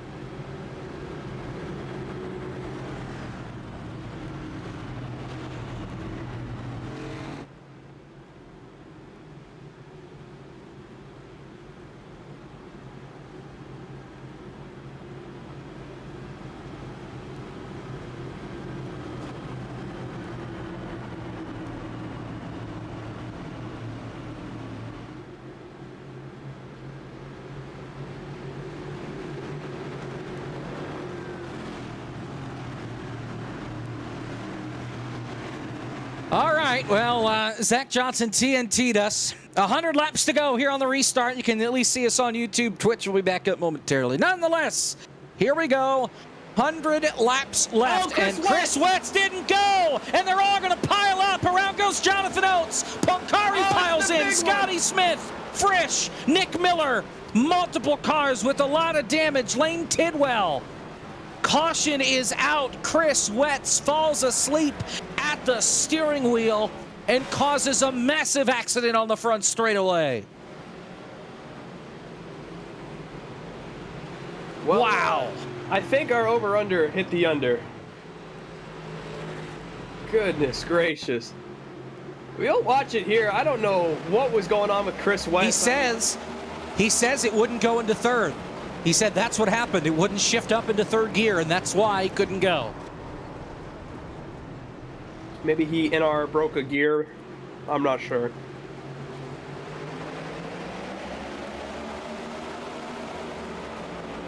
Wow. I mean, Oates got the worst of it. Falkingham, I think, got a piece. Netcode might have saved him. That's Poulin. Jeremy Clapper Newell wrecking for the 18th time tonight. Scotty Smith.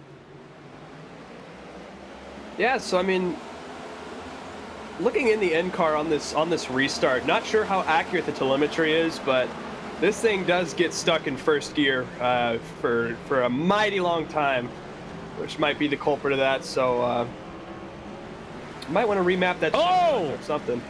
Oh! Breaking news! Nick Miller parked. Adding to the caution. Wreck score. Nick Miller out. Oh, and we have tempers flaring over the radio. Here's what they saw. You can see how far back he is, right? You can see how far back. You can see how far back he is, right? Oh, and he straight into Kevin McAdams. And then into Punkari. I know the caution didn't come out right away, but it was out pretty darn early. Yeah. Nick's That's defense definitely is to throw the caution on time. I feel like it was thrown in advance. You have eyeballs. You can see they're wrecking. The brake pedal's the one in the middle. I mean, I don't care who it is. Yeah, we know the next gen safety record, and we'll leave it at that. Jesus. All right. Well.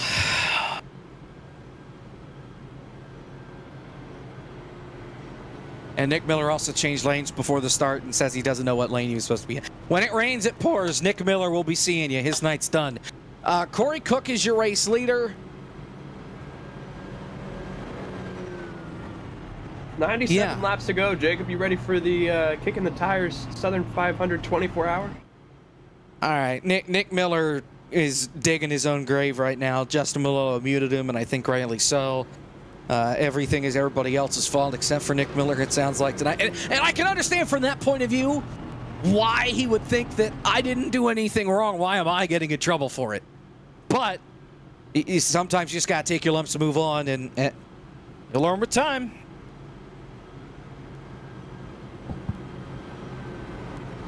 And this restart, I mean, this is going to be fun. I mean, look at the faces we have up here. We have Corey Cook, Alex Kolonix, Phil McCandless, Matt Spalding. Michael Guest is the only one of these guys in the top 5 that has really been up at the front most of the night. I mean, Alex Kolonix has had his peaks here and there, but I mean, he hasn't restarted from this high up. So this will be fun to see how a new group handles this restart. Should be getting to choose this time by, if I'm not mistaken. I believe so. Drivers that are out of the race: Brett Punkari, Logan Helton, Josh Parker, Brian LaPrade, Josh Stoltz, Craig Hawkins, Justin Lisenby, Dylan Dreiling, Matthew Zwack. Malillo never technically started. Nick Miller, all out of this race for now. That number likely to go up the rest of the way.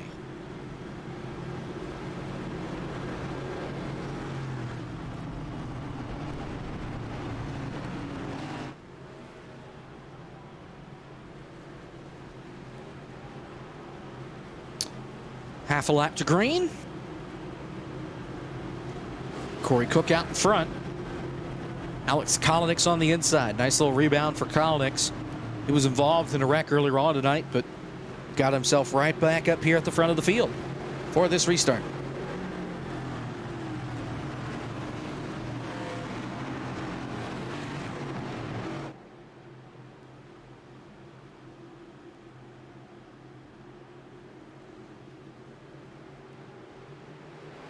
Green flag. We made it to the start-finish line this time. Kolonix pops up. He takes second away. Side by side for third. Matt Spalding down there. This field's going to make it through turns 1 and 2. Kane Cook around the outside takes third. Rabideau gets the wall. Everybody stacks up. Oh, man, look out. Cosman got a little squirrely. They keep it green. We're good.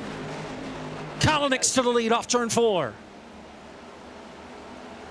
Alex Kolonix has had a sporty machine all night, and now he finally gets a chance to showcase that. Keep an eye on, I believe it's Kevin King in the 11th position is going to have the freshest tires out of all these guys here, so we'll see how he advances through this run. Sean Butler obviously led a few laps earlier here. I mean, so a lot of these guys that we know have race-winning speed are on the outside of this top 10, going to try to burst their way in through this run. Kevin King making a move on Nate Stewart now. That's going to be for the 9th position. Oh, man, Dylan Basin just threw it into turn number 1. I can't believe he got that thing to stick. He's back in 19th, and he is using almost the entire racetrack back here. Well, how bad do you think Dylan Basin right now is itching to get back towards the front? He dominated the first half of this race up until that black flag that he received for the illegal lane change on that restart. And, I mean, right now, just absolutely a man on a mission. Michael Cozy Jr., who we saw had speed earlier, just breezed by him like it wasn't even a challenge. Now he's on the back bumper of Michael P. Frisch. Frisch is flying through the field as well, or at least trying to. Basin may follow him. Basin may just pass him. Yeah, and that's what Dylan Basin's doing right now. I mean, he's following this line to an extent, but he's also not afraid to branch out whatsoever. And now Cosman is going to get big loose off the exit of turn 4 there. That's going to open the door for Michael P. Frisch. We'll see who Basin decides to side with here. He's going to go way up high. Cosman's going to squeeze just a little bit. Not going to be enough. Dylan Basin and Michael P. Frisch going to get around that 84 machine.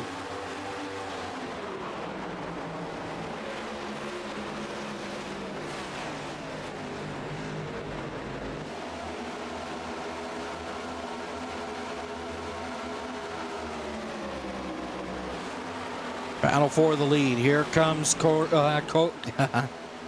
Lord. Corey Cook down to the inside, trying to get by Kolonix. You got Kane Cook right behind.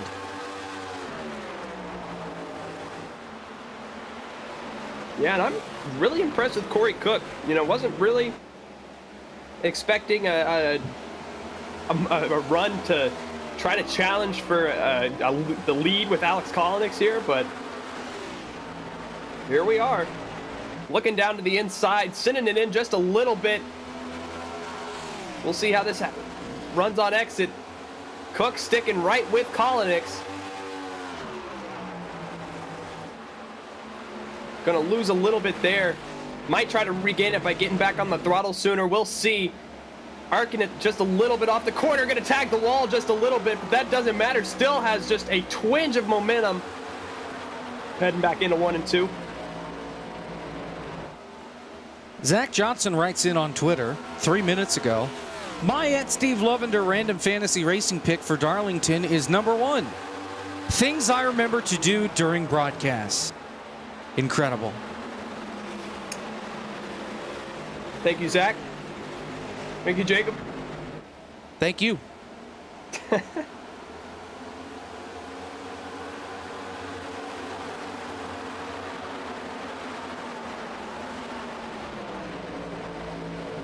Eight laps to go right now, Jacob. I mean, do you think anybody in their right mind maybe tries to pit here in the next, 20 laps and tries to stretch it out for 60? Think anybody's crazy enough? Well, I think there's a chance, but if you're going to do that, you got to start saving now. I don't think you can wait till later in the run to start saving that much fuel. Kind of have to do it early and commit to it the whole time, or just not do it at all.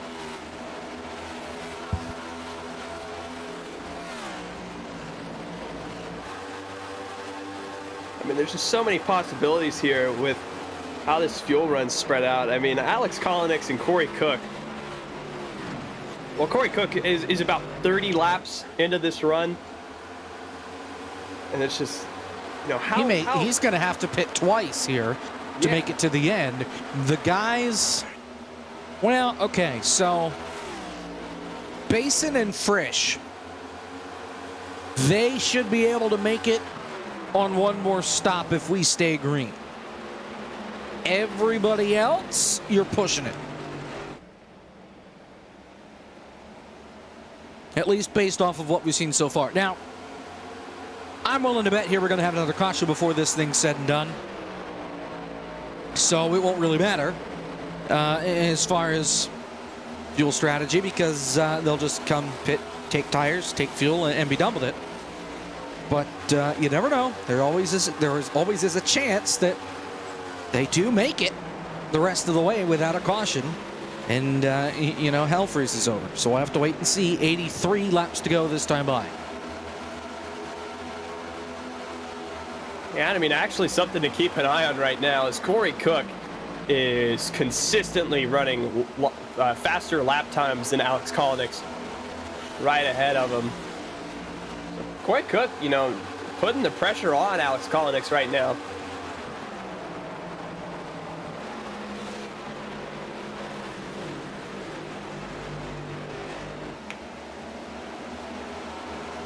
Matt Spalding under fire back here. This is for 6th.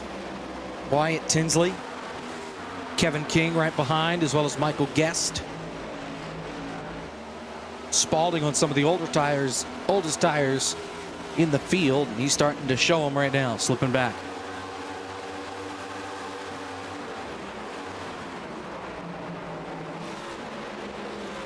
Peeking to the inside of Sean Butler there.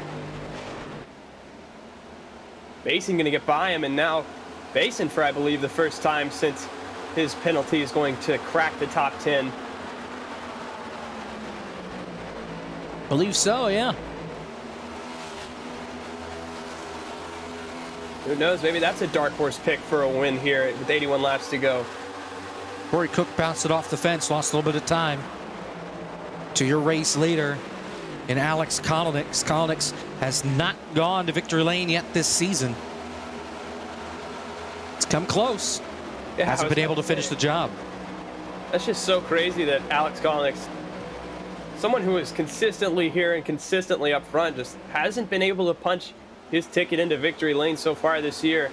And what a win it would be here at Darlington. Just one of the most grueling racetracks on the schedule, one of the most demanding races on the schedule. That'd be a heck of a win to add to the resume here, the Barr Visual FTF Cup Series. If Kolnick did have a win this season, it would count. He'd be in the playoffs.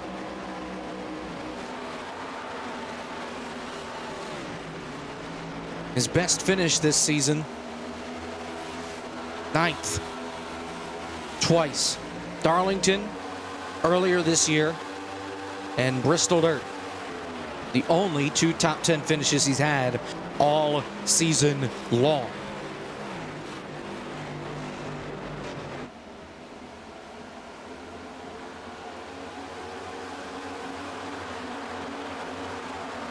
Corey Cook trying it again. Back in the tire tracks. So that 22 for the lead with 78 laps to go.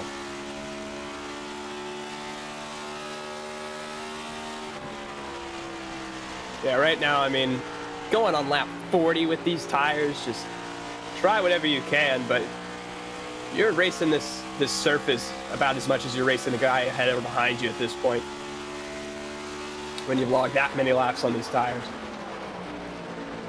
Former teammates up here at the front between Kolnick's Corey Cook. Good point.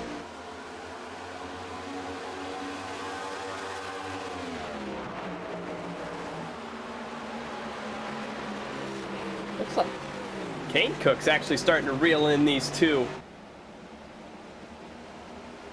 And along with him are it's 4 playoff drivers behind him, and Brandon Hawken, Brian Mercurio, Wyatt Tinsley, and Kevin King.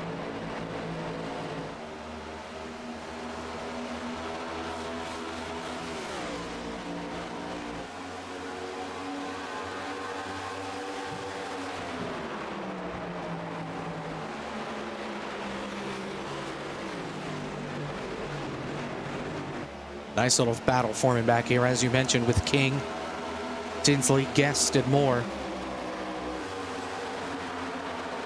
Oh man, Corey Cook really had an issue coming off turn 4. Kane Cook has closed the gap for that 2nd position. We may not have a battle for the lead. It may be the battle for the 2nd spot that we got to keep our eye on between the 2 Cooks.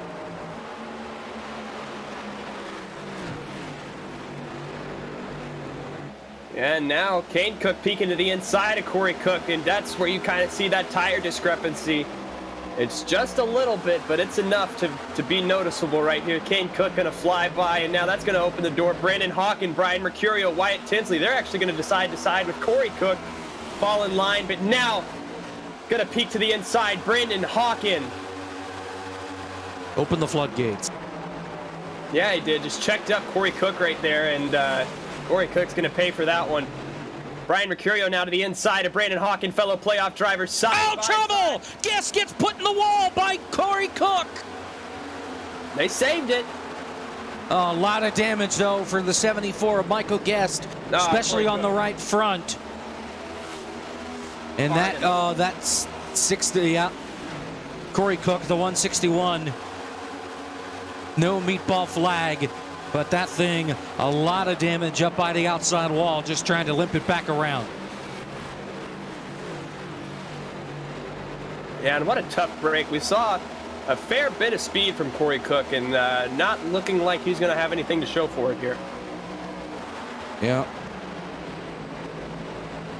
One of them recent deals. Had a lot of those here tonight. Michael Guest did not get the worst end of it, though. He's still up inside the top 10 in 7th. Corey Cook sits in 17th right now.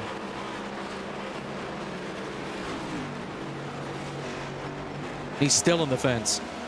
Yeah, and I mean, look at how this dynamic has changed now for Alex Kolinick. I mean, he was really starting to feel the pressure from, it was 6 or 7 cars behind him, and now he has put together about an 8/10 gap, or 7/10 gap, we'll call it, to Kane Cook. So now he's just able to log laps maybe until he decides to come down the pit road, whenever that may be.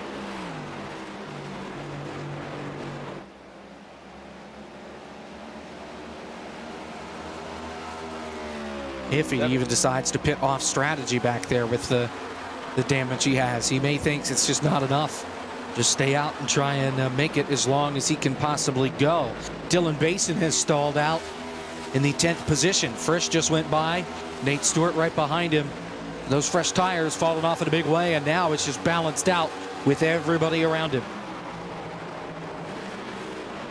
Yeah, and I mean, right now, looking, the freshest tires in the field are going to belong to, I believe, Michael P. Frisch and Dylan Basin on 27-lap-old tires. I mean, this stint has been probably the second longest, if not the longest, of the night so far. So, gonna get into an interesting portion here soon when we start to see guys come down.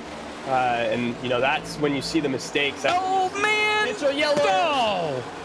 No, Rocky almost got jumped by Dylan Basin. Low bit of net code there. Jonathan Oates gets by both of them. What a save by Rocky. We survive. Yeah, Jonathan Oates gonna be able to clear Dylan Basin right there.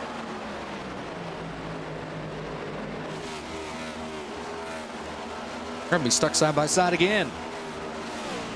Yeah, we'll see how it goes this time. Ryan Rocky not giving too much room. Gonna get a push, and now there's gonna be contact between Dylan Basin and Ryan Naraki. Basin in the wall. Naraki keeps it out of the wall. He's gonna lose a spot to McCandless. Basin loses a lot more than just one spot. Yeah, but I mean, that he keeps it straight. That was just, Phil McCandless was not able to get slowed down in time. And just the slightest bump to the back of Ryan Naraki made him misjudge that gap that they had and made contact. And poor Dylan Basin, who had just been able to piece his way together back in the top 10, now going to be facing some damage. Just a tough break for Dylan Basin, who's had one of the most dominant cars of the night. Battle for second. Kane Cook, Brian Mercurio. As you look out the back door from Kolinick.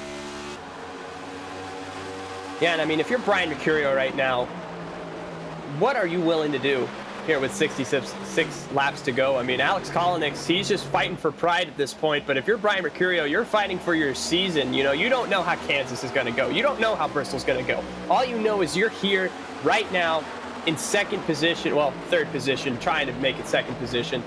So he's not going to be able to clear Kane Cook or be side by side with him. But, you know, you're fighting for your playoff eligibility here. This is your entire season on the line. So what are you willing to do to get into victory lane over the likes of Alex Collins? In order to get to victory lane, he's got to get by Kane Cook first. Does so right there. Move Brian Mercurio into second. He's been a fast car tonight.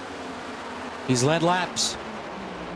He did win stage number 2. He's trying to win this last stage and come away with the win. Remember, stage points and playoff points do not carry over round to round. So you have the points that you earned in the regular season. Those count for this round only. After, I think if I understood this correctly, stage points and playoff points gets wiped out after this round. And pretty much they reset round to round from this point forward. Yeah. So you have the stage points from the first part of the season, for the regular season, and these first 3 races. After that, they reset clean slate moving forward after we wrap up at Bristol. Yeah, and I mean, that's why, Brian, if you're Brian Mercurio, you just want so hard to not even have to worry about it and lock yourself in the next round. And really interesting to note right now for Brian Mercurio is if he wants to make a move, right now is going to have to be the time. He has a long-run car. He's consistently running faster than Alex Kolinick, and you can see that by the margin that he's being able to reel in. But on the short run, Alex Kolinick has the car over Brian Mercurio. In fact, looking at their best lap times, Alex Kolinick is about 4/10 faster than Brian Mercurio's fastest lap of the night so far. So Mercurio, his skill set's really suited to being around here on the worn out tires, really deep into the run. It's just how do the cautions fall? That's so important for Brian if he wants to end up in victory lane tonight. Well, and we're going to be nearing cautions here, not cautions. Well, how about that for timing? It's quarter on the front straightaway. I meant pit stops. We got cautions. It was a wreck for 20th. Quarter and Chris Wetz off turn 4. And I believe earlier wow. Caution fell. I believe it was also Ethan Corner earlier, so I don't know if he's listening to the broadcast or what, but... Oh, my. On cue. Oh, goodness gracious. Just lost it into the side of Chris Wetz. Nowhere to go. And that's just Darlington Incredible. for you. If you misjudge these corner exits, they will come back to bite you. You will spin out. You will crash. Just a given of the nature of this racetrack.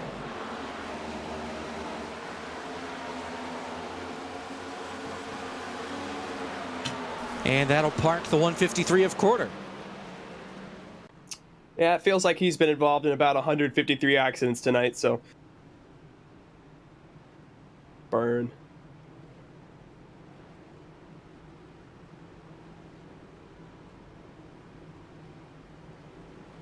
Pit stops, Caleb.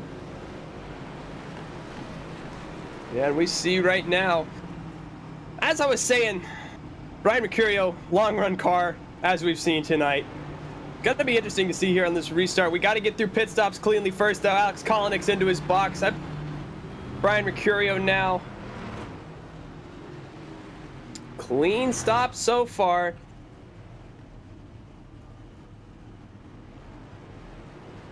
Here we go. Looks like 4 tires, fuel for everybody. Kolinick's going to come off. Brian Mercurio right out behind him. And it looks like Alex Kolinick's going to be our winner off pit road. They're going to come out of pit road how they got on. Going to be Kolinick, Mercurio, Guest, Cook, and Tinsley, your top 5. Kevin King, Brandon Hawkins, Sean Butler, Nate Stewart, all off as well. Couple stayed out. They're all laps down. Cozy, Landon Mills. Rough night for Cozy. I know he was stuck sitting on pit road for a while. He is 10 laps down. Mills 8 down. Scotty Smith 3 down. Andy Margot's only 1 down. I don't think he's going to get the free pass. I believe the free pass went to Devin Mistack instead. Kevin McAdams is 11 down. Falkingham 15 down. Art Reimer 30 down.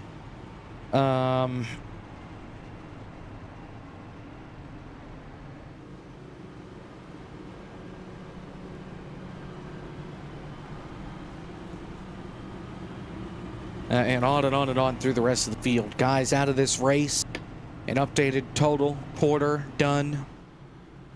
Art Reimer's been sitting on pit road for 10 minutes. Nick Miller, Brent Pancari, Isaac Johnson, done. Logan Helton, Josh Parker, Brian LaPrade, Josh Stoltz, Craig Hawkins, Justin Lisenby, Dylan Dreiling, Matthew Zwack, all out of the race. And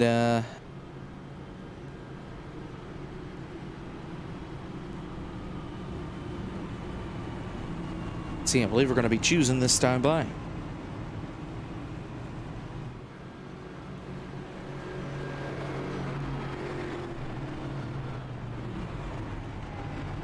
Yeah, and we'll once these guys get waved around here, it'll be 4 cars in front of our race leader, Alex Kolonix. Brian Mercurio sitting in second. Michael Guest, he's had a lot of speed tonight. I mean, looking at this top 5 right now, there are a lot of guys that we haven't seen necessarily tonight, like just up front. Alex Kolonix gonna pick the inside here. But I mean, Wyatt Tinsley, you know, he hasn't been in this far up front yet tonight. So as a playoff driver, you know, what are we gonna see out of him? So he's actually going way down to the apron. Maybe some.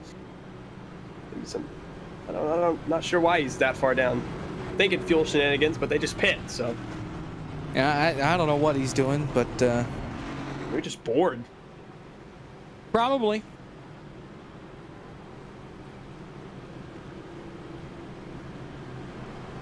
So when we get the restart, we'll have 56 laps to go here in this race. We'll see how long we make it, and see if we get another caution flag. The way tonight has been, we're likely going to see another yellow handkerchief come from Barney the Flagman up on the front straightaway, but we're going to have to wait and find out. Alex Kolonix is your leader. 56 to go. Green flag.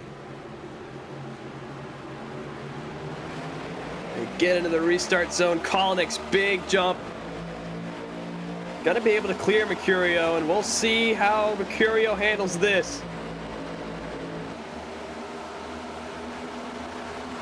Just staying right in his tracks right now off the exit. Oh, man. Big stack up. Michael Guest, Kevin King almost went around. Wyatt Tinsley scrambles down to the inside. We stay green, though. Was a big moment there for Michael Guest, able to hang on to the race car.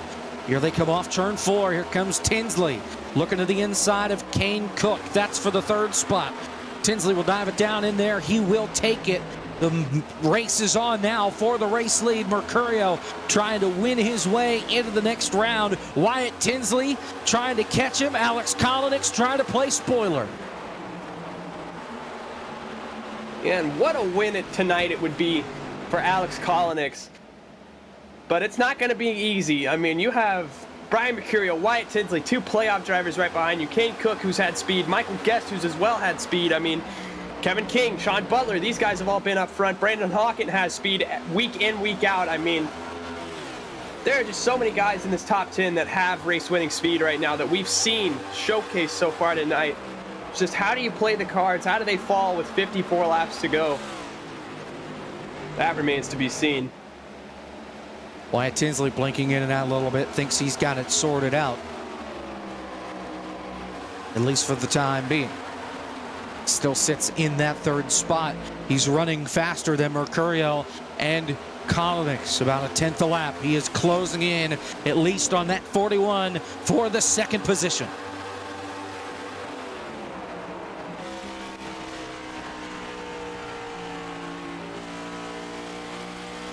On board right here with Mercurio, you're able to see everybody's just kind of sitting in line right now, and nobody's really gaining much time individually. This front 3 of Kolonix, Mercurio, Tinsley pulling away ever so slightly, running about 2 or 3 tenths faster than this group of Kane Cook on back. So they're able to kind of build up a tiny bit of a margin, and that's, you know, if you're this top 2 especially, you really like to see, because when you're duking it out here in about 50 laps, should we not get a caution, you're going to want a huge margin, and I jinxed it.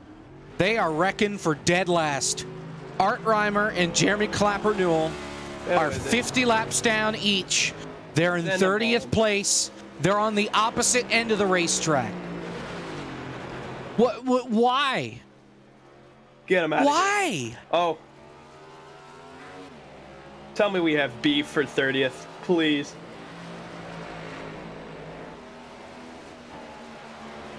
Running away from each other. There's no words. If everybody pits here, they can make it to the end on fuel. I was going to talk about strategy right before that caution came out. They killed But it. now it appears it's dead. That's similar to, who was it? Was it Cole Witt that wrecked at the 2016 Homestead race and just absolutely destroyed any chance of anything normal happening on the final restart? That's what I feel like is happening right now.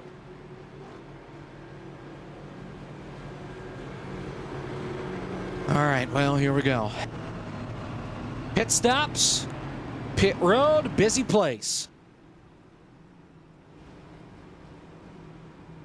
Well, as you said, Jacob, everybody can make it to the end now. And I mean, hypothetically, if you're good to the end, do the gloves come off, all bets are off, do anything for the win? I mean, what's the play here in your mind? Not sure. Jake Poulin just took the lead. He's the only guy that stayed out here. I would hope 4 tires is the call just because of how tire wear is so important here. And Kalanick's fuel only. 5 seconds in the box. He comes out in front. Wyatt Tinsley 2 tires. Nate Stewart 2 tires. Corey Cook, fuel only. Everybody else on pit road taking 4 freshies. Not really sure I understand that call from Alex Kalanick there. I mean, if you're in, let's say, 15th, maybe that makes a little more sense, but I mean, you're in the lead. Just take your 4 fresh tires, use that track position to your advantage. I mean, I'm not really sure how that benefits you.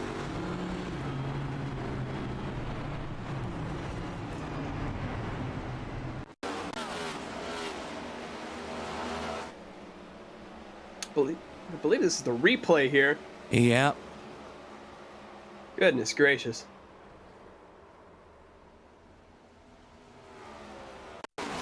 Michael Guest took right side tires and just sat in the box forgetting that he wasn't taking lefts. So Guest only with a 2 tire stop. Tinsley's reporting a similar issue. Oh, yeah.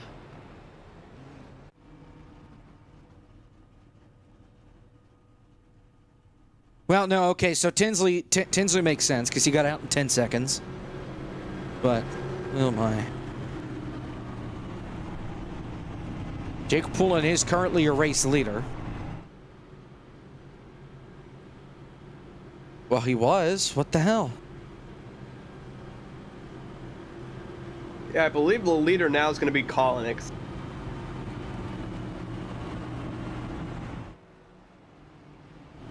How the hell did Poulin screw that up? Road. He might have come down. No, you know what happened? I was on replay, so I was before he came on the pit road. He did stay out.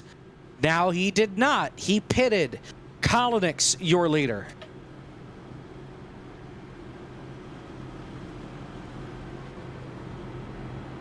Jacob hits, ladies and gentlemen.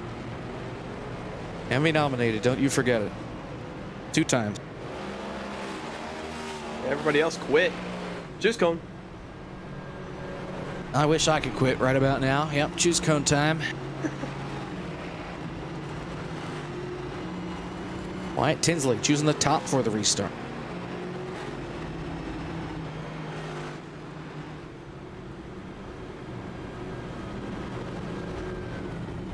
And no surprise whatsoever. College game day going to the most overhyped game known to mankind. It's going to be a blowout by the end of the first quarter. Alabama versus Texas. If you think that game is going to be good, you're delusional. Texas is not good, period. College football update, ladies and gentlemen. They're a joke.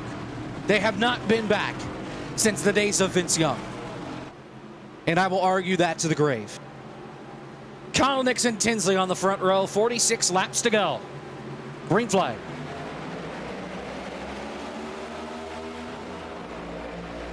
Kalanick with the jump. Clears Tinsley. Now the battle's on. Is Nate Stewart able to make something happen around Michael Guest? Going to try to squeeze him up just a little bit. Still side by side. High side going to have the momentum coming off the corner. Oh, Brendan Hawkins slaps the wall.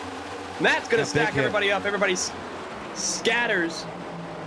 How about Kevin King shooting the gap up the middle? Picking up 2 spots, puts him in the top 5. Another playoff driver. Same with the 4 of Nate Stewart. Kalanick still out in front. Wyatt Tinsley wants the lead. He's all over the back bumper into turn 1.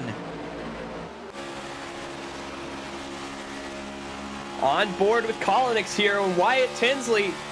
He's had a pretty quiet night for Wyatt Tinsley standards, but he has poked his nose up to P2 with 45 laps to go. It's getting down to crunch time. And now we see what can Wyatt Tinsley do. Long way to go to the end. Don't abuse your stuff now.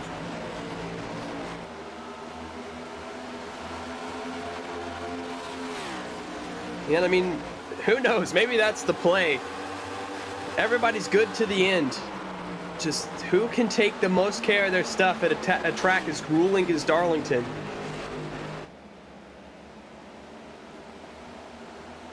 But we'll probably see a caution, so. We might. Side by side. A little bit. I believe that was McCandless getting passed. Now Rabideau getting passed by Roy Cook. Kevin McAdams just said he's coming down pit road here. Yeah, he's many laps down.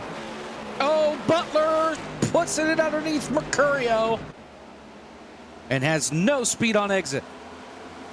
All right, I'm going to be honest. I was on board with Sean, and I got him mixed up. So Sean's sitting P8 right now, and he's trying to make his way around Brandon Hawken at the moment.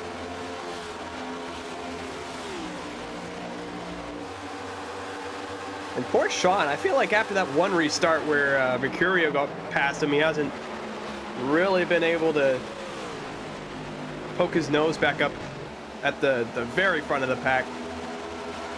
In 8th right now, which is very respectable. Just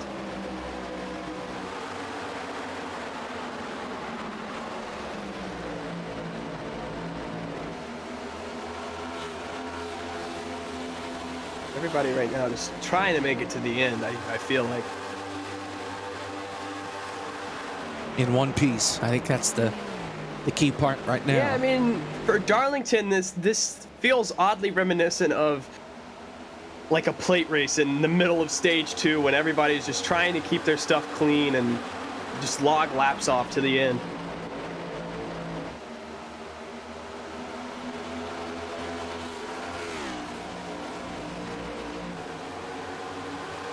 Ooh, Phil McCandless to the inside of Naraki. He got impatient.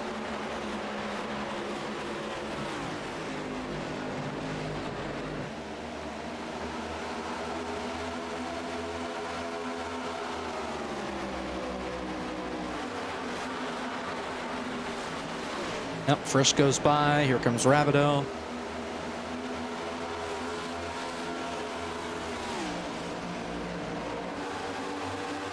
Rocky gets it back on the outside. Here comes Devin Mistak around the outside.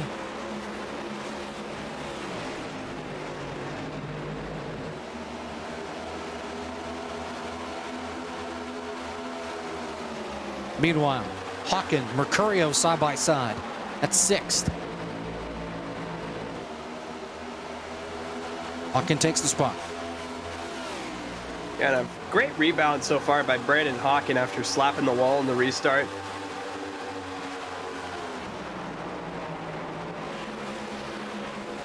Dylan Basin showing some displeasure on the radio to, I believe it was Corey Cook. Yep. Cook got the wall coming off turn 2, keeps it rolling. We're still green.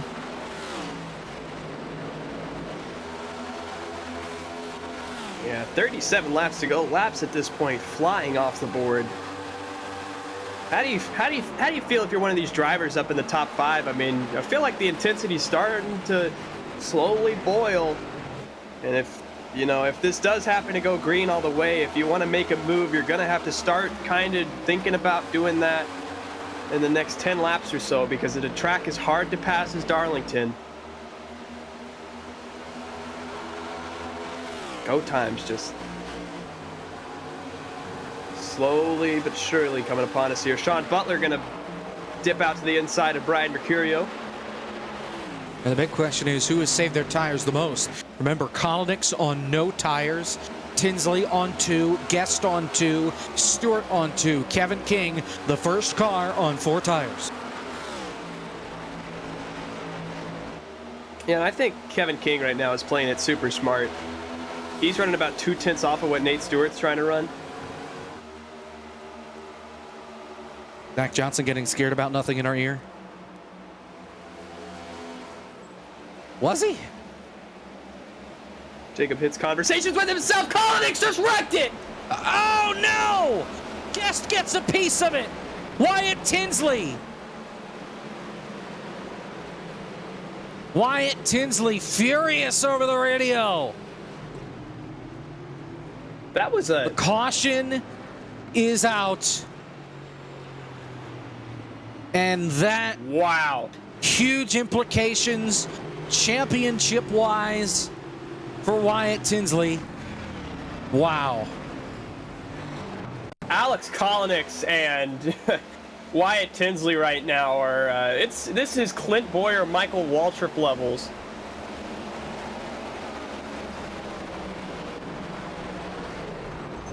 Wow. My goodness. A little bit of front-end damage for Guest. My goodness. And you see Wyatt Tinsley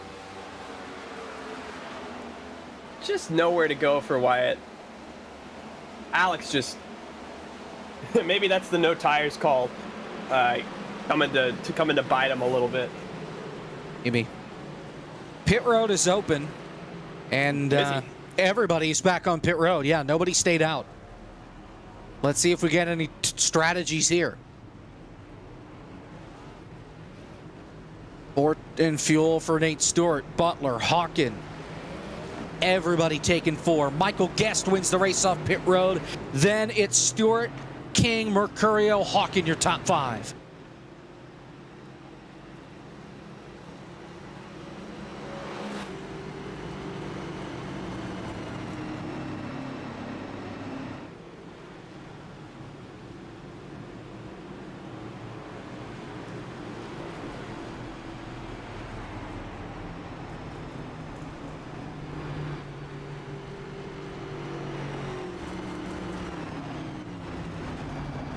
Michael Guest, your race leader here at Darlington. We'll step aside when we come back. We got the finish here in the Kick in the Tires Southern 500K. Stay with us.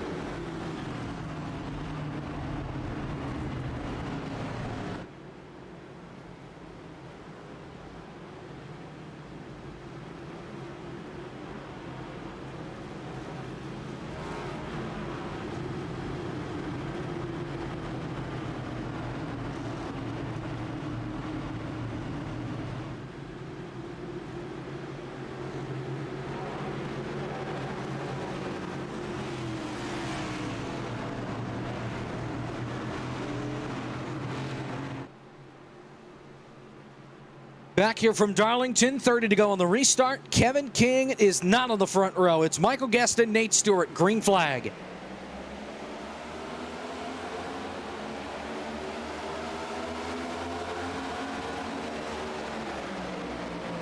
Michael Guest, a little bit of front end damage. Everybody taking 4 tires on that last pit stop. Nate Stewart in second. He leads out of your championship drivers as they almost crash behind. A heck of a save from Kane Cook off turn 2. The field roars into turn 3. And right now, 30 laps to go. Laps ticking off. How's the intensity if you're one of these drivers up at the front, especially for these playoff drivers? I mean, this feels like one of the first times tonight that we've had all these playoff drivers kind of in a bunch packed together. I mean, Nate Stewart, Kevin King, Brian Mercurio, Sean Butler's there to break it up, but we got Fritsch, Hawken, Naraki behind.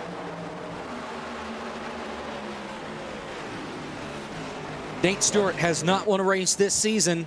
He is in the playoffs. His best finish, 3rd at Chicagoland back in May.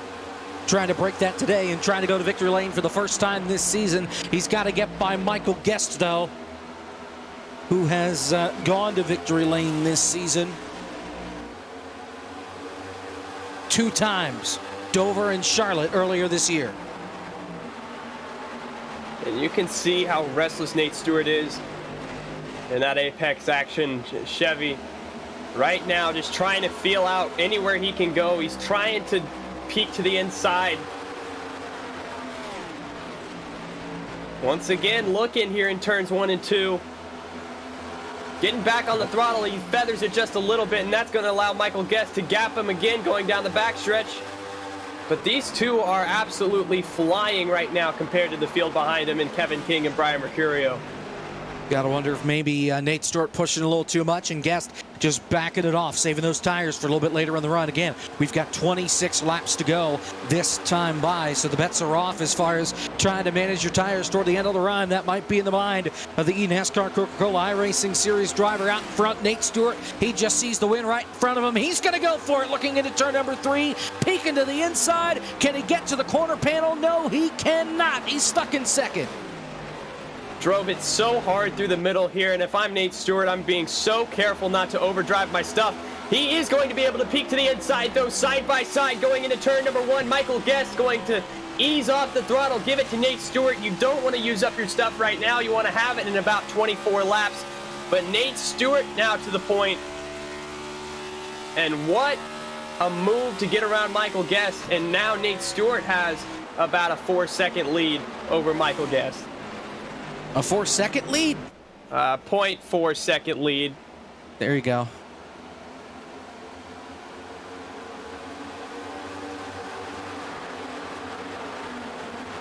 Nate Stewart trying to go to victory lane for the first time. He's got to make it 24 more laps around the racetrack. Question is, can the rest of the pack hang on without junking them up? Here comes Dylan Basin underneath Brandon Hawken.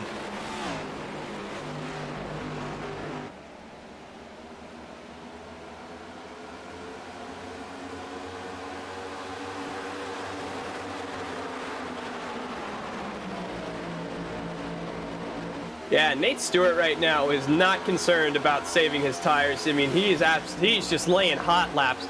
Right now, his last lap was a 29.5. Michael Guest was in the 30s. That is a 5/10 difference for those of you at home that need the ORN math. And my goodness, it's just, I mean, he's in his own zip code right now. Long gone. But there's still a long way to go. Sean Butler trying to get alongside Mercurio. Almost got up into him. Mercurio holds on to the spot.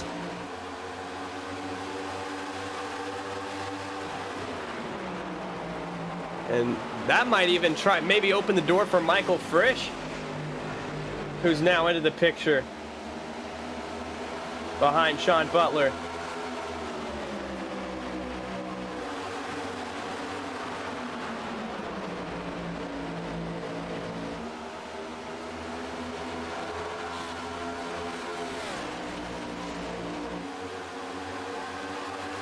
Coming to 20 to go this time. Nate Stewart out in front by 0.7 of a second. While things have settled down for the moment, let's talk with Alex Kolinix, who is out in front.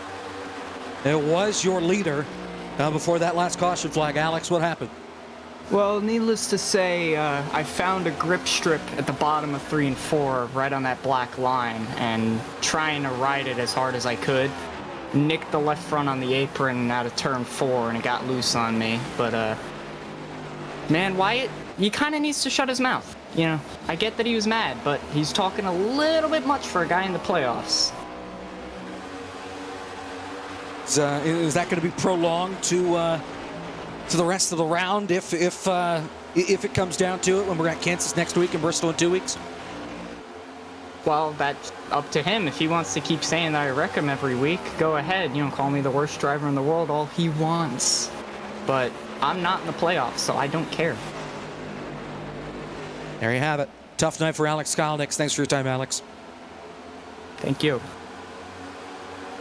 As of now, he'll come home in the 27th, maybe the 28th position. Art Reimer might be able to pass him if he can stay on the racetrack and not lose many more laps. The battle is on, kind of, sort of, for third. Mercurio trying to get to Kevin King, also trying to hold off that 32 of Sean Butler.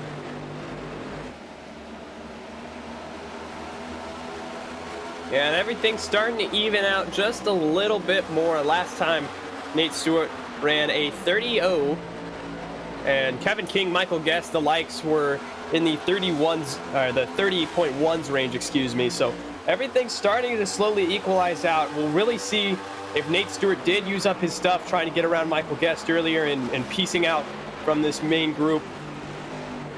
It's going to be interesting to see if they can reel him back in. 17 laps to go. That's a lot of time. If you are a guy like Nate Stewart right now, just trying to hold on. That last time by, Guest was a 10th quicker. So we'll keep an eye on it.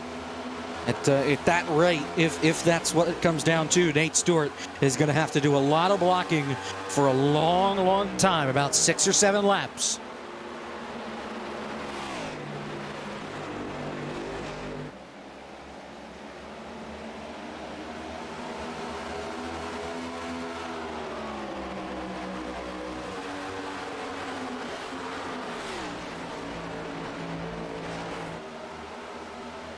He's trying right now. My goodness, Michael Guest all the way up against the wall. The classic Darlington Diamond Arch. Yeah, you got to say it 3 times fast. Yeah. Well, they're coming. Picked up 0.3 that last time by. We'll see what it is here at the start-finish line this lap. I think it's going to be another 10th. 2 tenths. Yeah, I mean, Michael Guest, Kevin King, Hall in the mail, 14 to go. It's not so much that Michael Guest and Kevin King have found speed. It's just Nate Stewart has plateaued. His lap times have fallen almost a second in the last 10 laps. And Michael Guest, Kevin King, Brian Mercurio, they've just consistently been running around that 30 flat, 30.1 range.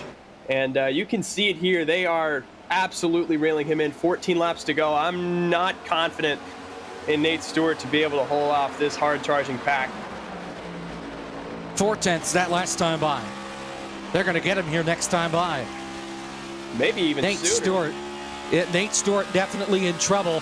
Here comes Michael Guest. How much is Nate Stewart perhaps sandbagging a bit, trying to preserve his tires just in case of an emergency? But the emergency is right there. Guest to the inside. He gets into the back of him. Stacks everybody up. Kevin King had to get out of the gas, so Michael Guest didn't get turned around. Now Mercurio enters the picture.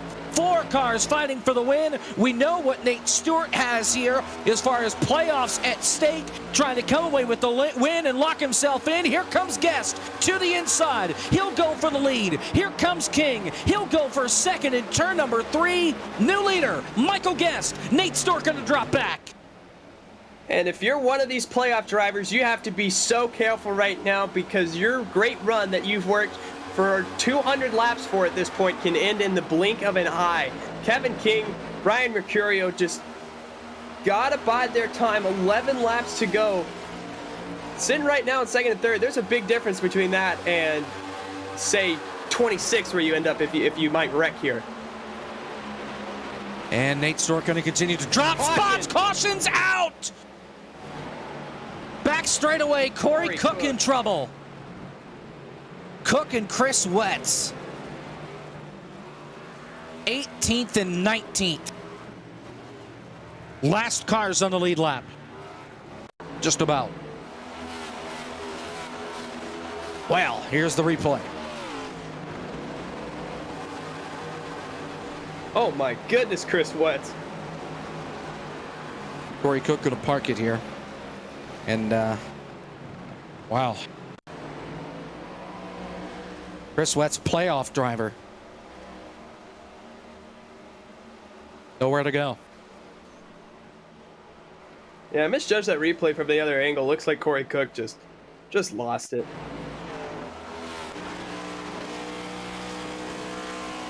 Pit stops. I can't believe they have enough tires to make another stop. I believe this is their last set.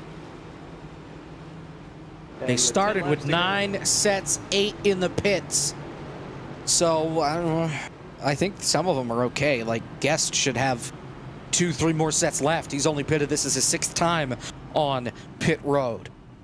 Let's see what these guys decide to do. We're going to get a restart here. Inside 10 to go. Strategy could be important. Guest 2 tires. King 2 tires. Guest wins the race off pit road.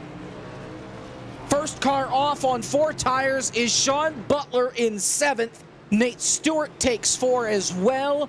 The top 6, 2 tires only. Kane Cook, Dylan Basin, Michael P. Frisch, Brian Mercurio, Kevin King, Michael Guest. Yeah, I mean, this is big. 9 laps to go. It's crunch time.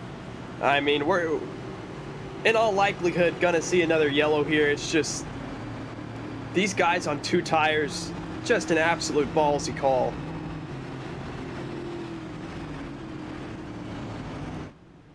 But I mean, if you're one of these guys that took 4 fresh tires, are you gonna have that time to really see that pay off?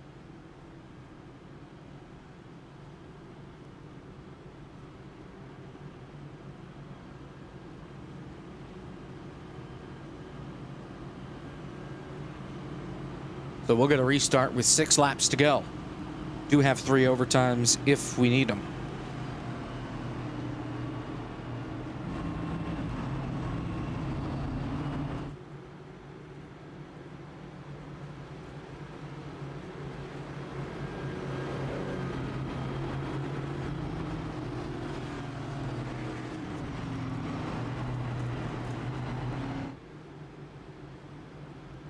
Well, Yep. lap 220. Who's your pick right now? Again, I like the pace car. This guy, you can't pick the base car. Man, Michael Guest is fast. Kevin King, the problem is that he just doesn't seem to have that short run speed that I think he's going to need here. Mercurio has been fast. If he can get by Kevin King, Mercurio may be the guy to watch here. I tend to agree with you on that, honestly. I mean, you picked Michael Guest last time and Mercurio just flew past him. Mercurio's able to piece it together. I mean, and like I said, he hasn't exactly had the greatest short run speed tonight, but on these restarts, he is able to capitalize on other people's mistakes.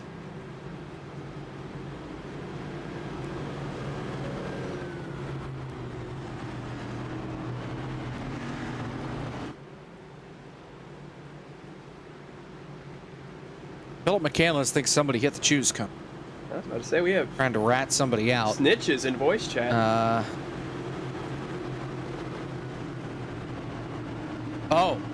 Oh no, Brandon Hawken absolutely did hit it. And he did not go to the back. He absolutely, it wasn't even close.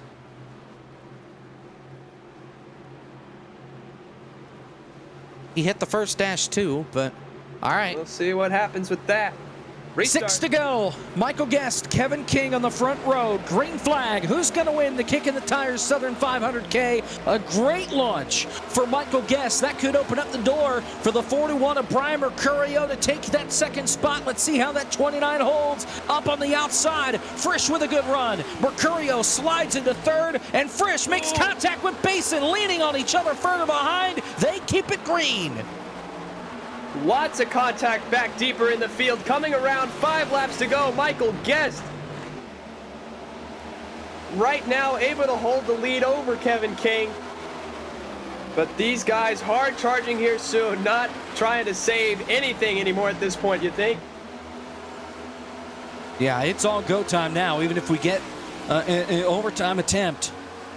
Nathan Rabideau hits the wall. Everybody's still good further back.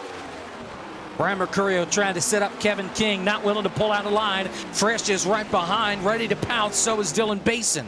Coming around, 4 laps to go. Here at Darlington, running out of laps to catch and pass Michael Guest.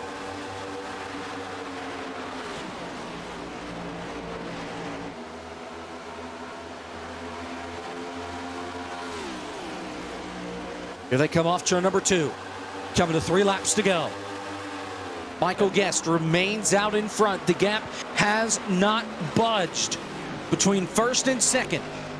Coming to 3 laps to go. If anybody's going to have a shot at Michael Guest, they're going to need some help, whether it's a meteor, some internet issues, a caution. It's got to be something. I don't think they're going to get that 74 on speed this time by, coming to 2 to go. Ironically enough, Michael Guest on lap 226 just set his fastest lap of the race at a 29.3. I mean, these guys absolutely flying right now. 2 laps to go. Oh, King, big bobble. Here comes Mercurio. That could be it for second. 2 playoff drivers side by side to turn number 1. Here comes Frisch, another one. Mercurio slams the door on Frisch. And that might be the race. That might be the race for the win, but keep an eye on these playoff drivers. Brian Mercurio wants all the points he can get. Kevin King as well. Side by side in the back. That's P. Frisch. Might take him out of contention being side by side. White flag in the air, Jacob. 1 to go from Darlington. Michael Guest, long gone, out in front of the field. Michael Guest already has 2 wins on the season as they come off turn number 2 for the final time. Basin gets blocked by Frisch. Frisch says, all right, you're going to have to pass on the outside if you want to get by me. Frisch drives it in deep, washes up, almost gets into him. Basin's going to get the spot. Michael Guest going to steal a playoff race. He wins at Darlington. Kevin King second, Mercurio third, Dylan Basin fourth. Frisch falls to P5, and Michael Guest goes to victory lane for the 3rd time this season, stealing a spot at the table for Kevin King or Brian Mercurio to try and lock themselves into the next round.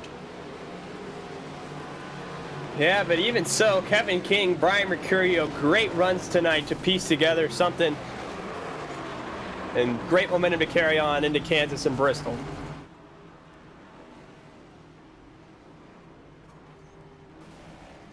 Guest only made 12 starts this season, not eligible to make the playoffs even with his 2 wins.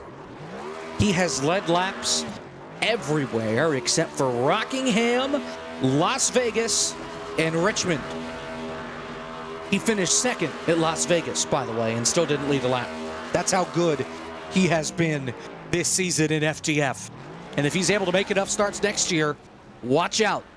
He could be somebody very strong in the hunt for the championship. Michael Guest burns it down. He wins here tonight. Second place, Kevin King, Brian Mercurio in third, Dylan Basin fourth, Michael P. Frisch fifth, Kane Cook sixth, Sean Butler seventh, Nate Stewart finishes eighth. Remember, we thought he had the shot to win the race, just couldn't quite get up there in the track position. Those 4 tires, well, it really didn't matter at the end of things. Ryan Naraki finishes ninth, Brandon Hawken finishes in 10th, and it sounds like Tennessee may have just fallen off the face of the earth. We'll hope to get Caleb Hoffman back on the line here. Philip McCandless finishes 11th. Nathan Rabideau in 12th. Jake Poole in 13th. Good finish for him, starting 42nd. Wyatt Tinsley rebounds to finish 14th after he thought he had this race won, racing with Kolonix for the win. Matt Spalding 15th, Lane Tidwell 16th, Chris Sweat 17th, Devin Mistak 18th, Cosmin Alneshu 19th, Andy Margot 43rd to 20th on the grid. How about it? 21st belongs to Scotty Smith, Landon Mills 22nd. Everybody back here a lap down or more. Cozy 23rd, Kevin McAdams 24th, Corey Cook 25th, Daniel Falkingham 26th, Art Reimer 27th, Alex Kolonix 28th, Jonathan Oates 29th, Jeremy Clapper Newell in 30th, and the rest. Ethan Corder 31st, Nick Miller 32nd, Brett Punkari 33rd, Isaac Johnson 34th, Logan Helton 35th, Josh Parker 36th, Brian LaPrade 37th, Josh Stoltz 38th, Craig Hawkins 39th, Justin Lisenby 40th, and your final two, because Justin Melillo doesn't count, Dylan Dreiling and Matthew Zwack. Well, we've got one guy to talk to. He's deafened.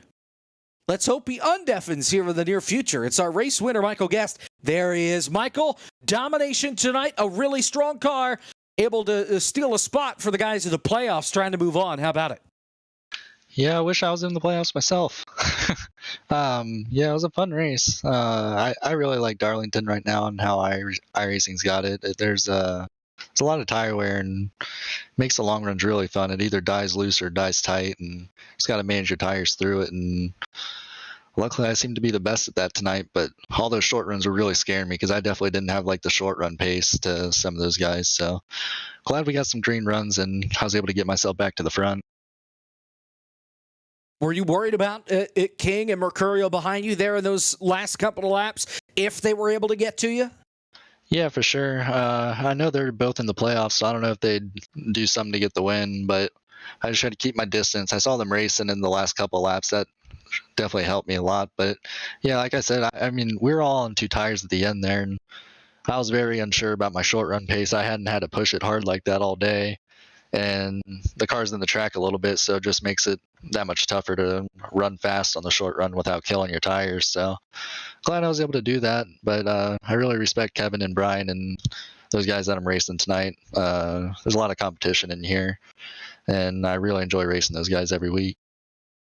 Now, I know you haven't been able to make every start this season.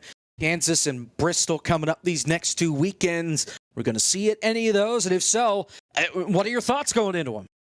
Yeah, hopefully so. I've been busy a couple of the weekends, so I haven't been able to make the races. But I mean, I try to show up to anyone that I can. I always have fun in this league. And Kansas and Bristol are two of my best tracks, so I'll definitely be trying to get to them at least. But yeah, like I said, there's just a lot of competition in this league. So going into every league race, you've got a big race working up, and I mean, I don't know. Like I said, I really respect these guys, and even all the way through the season, how we can fill up these fields. It's really cool. I really enjoy FTF, man.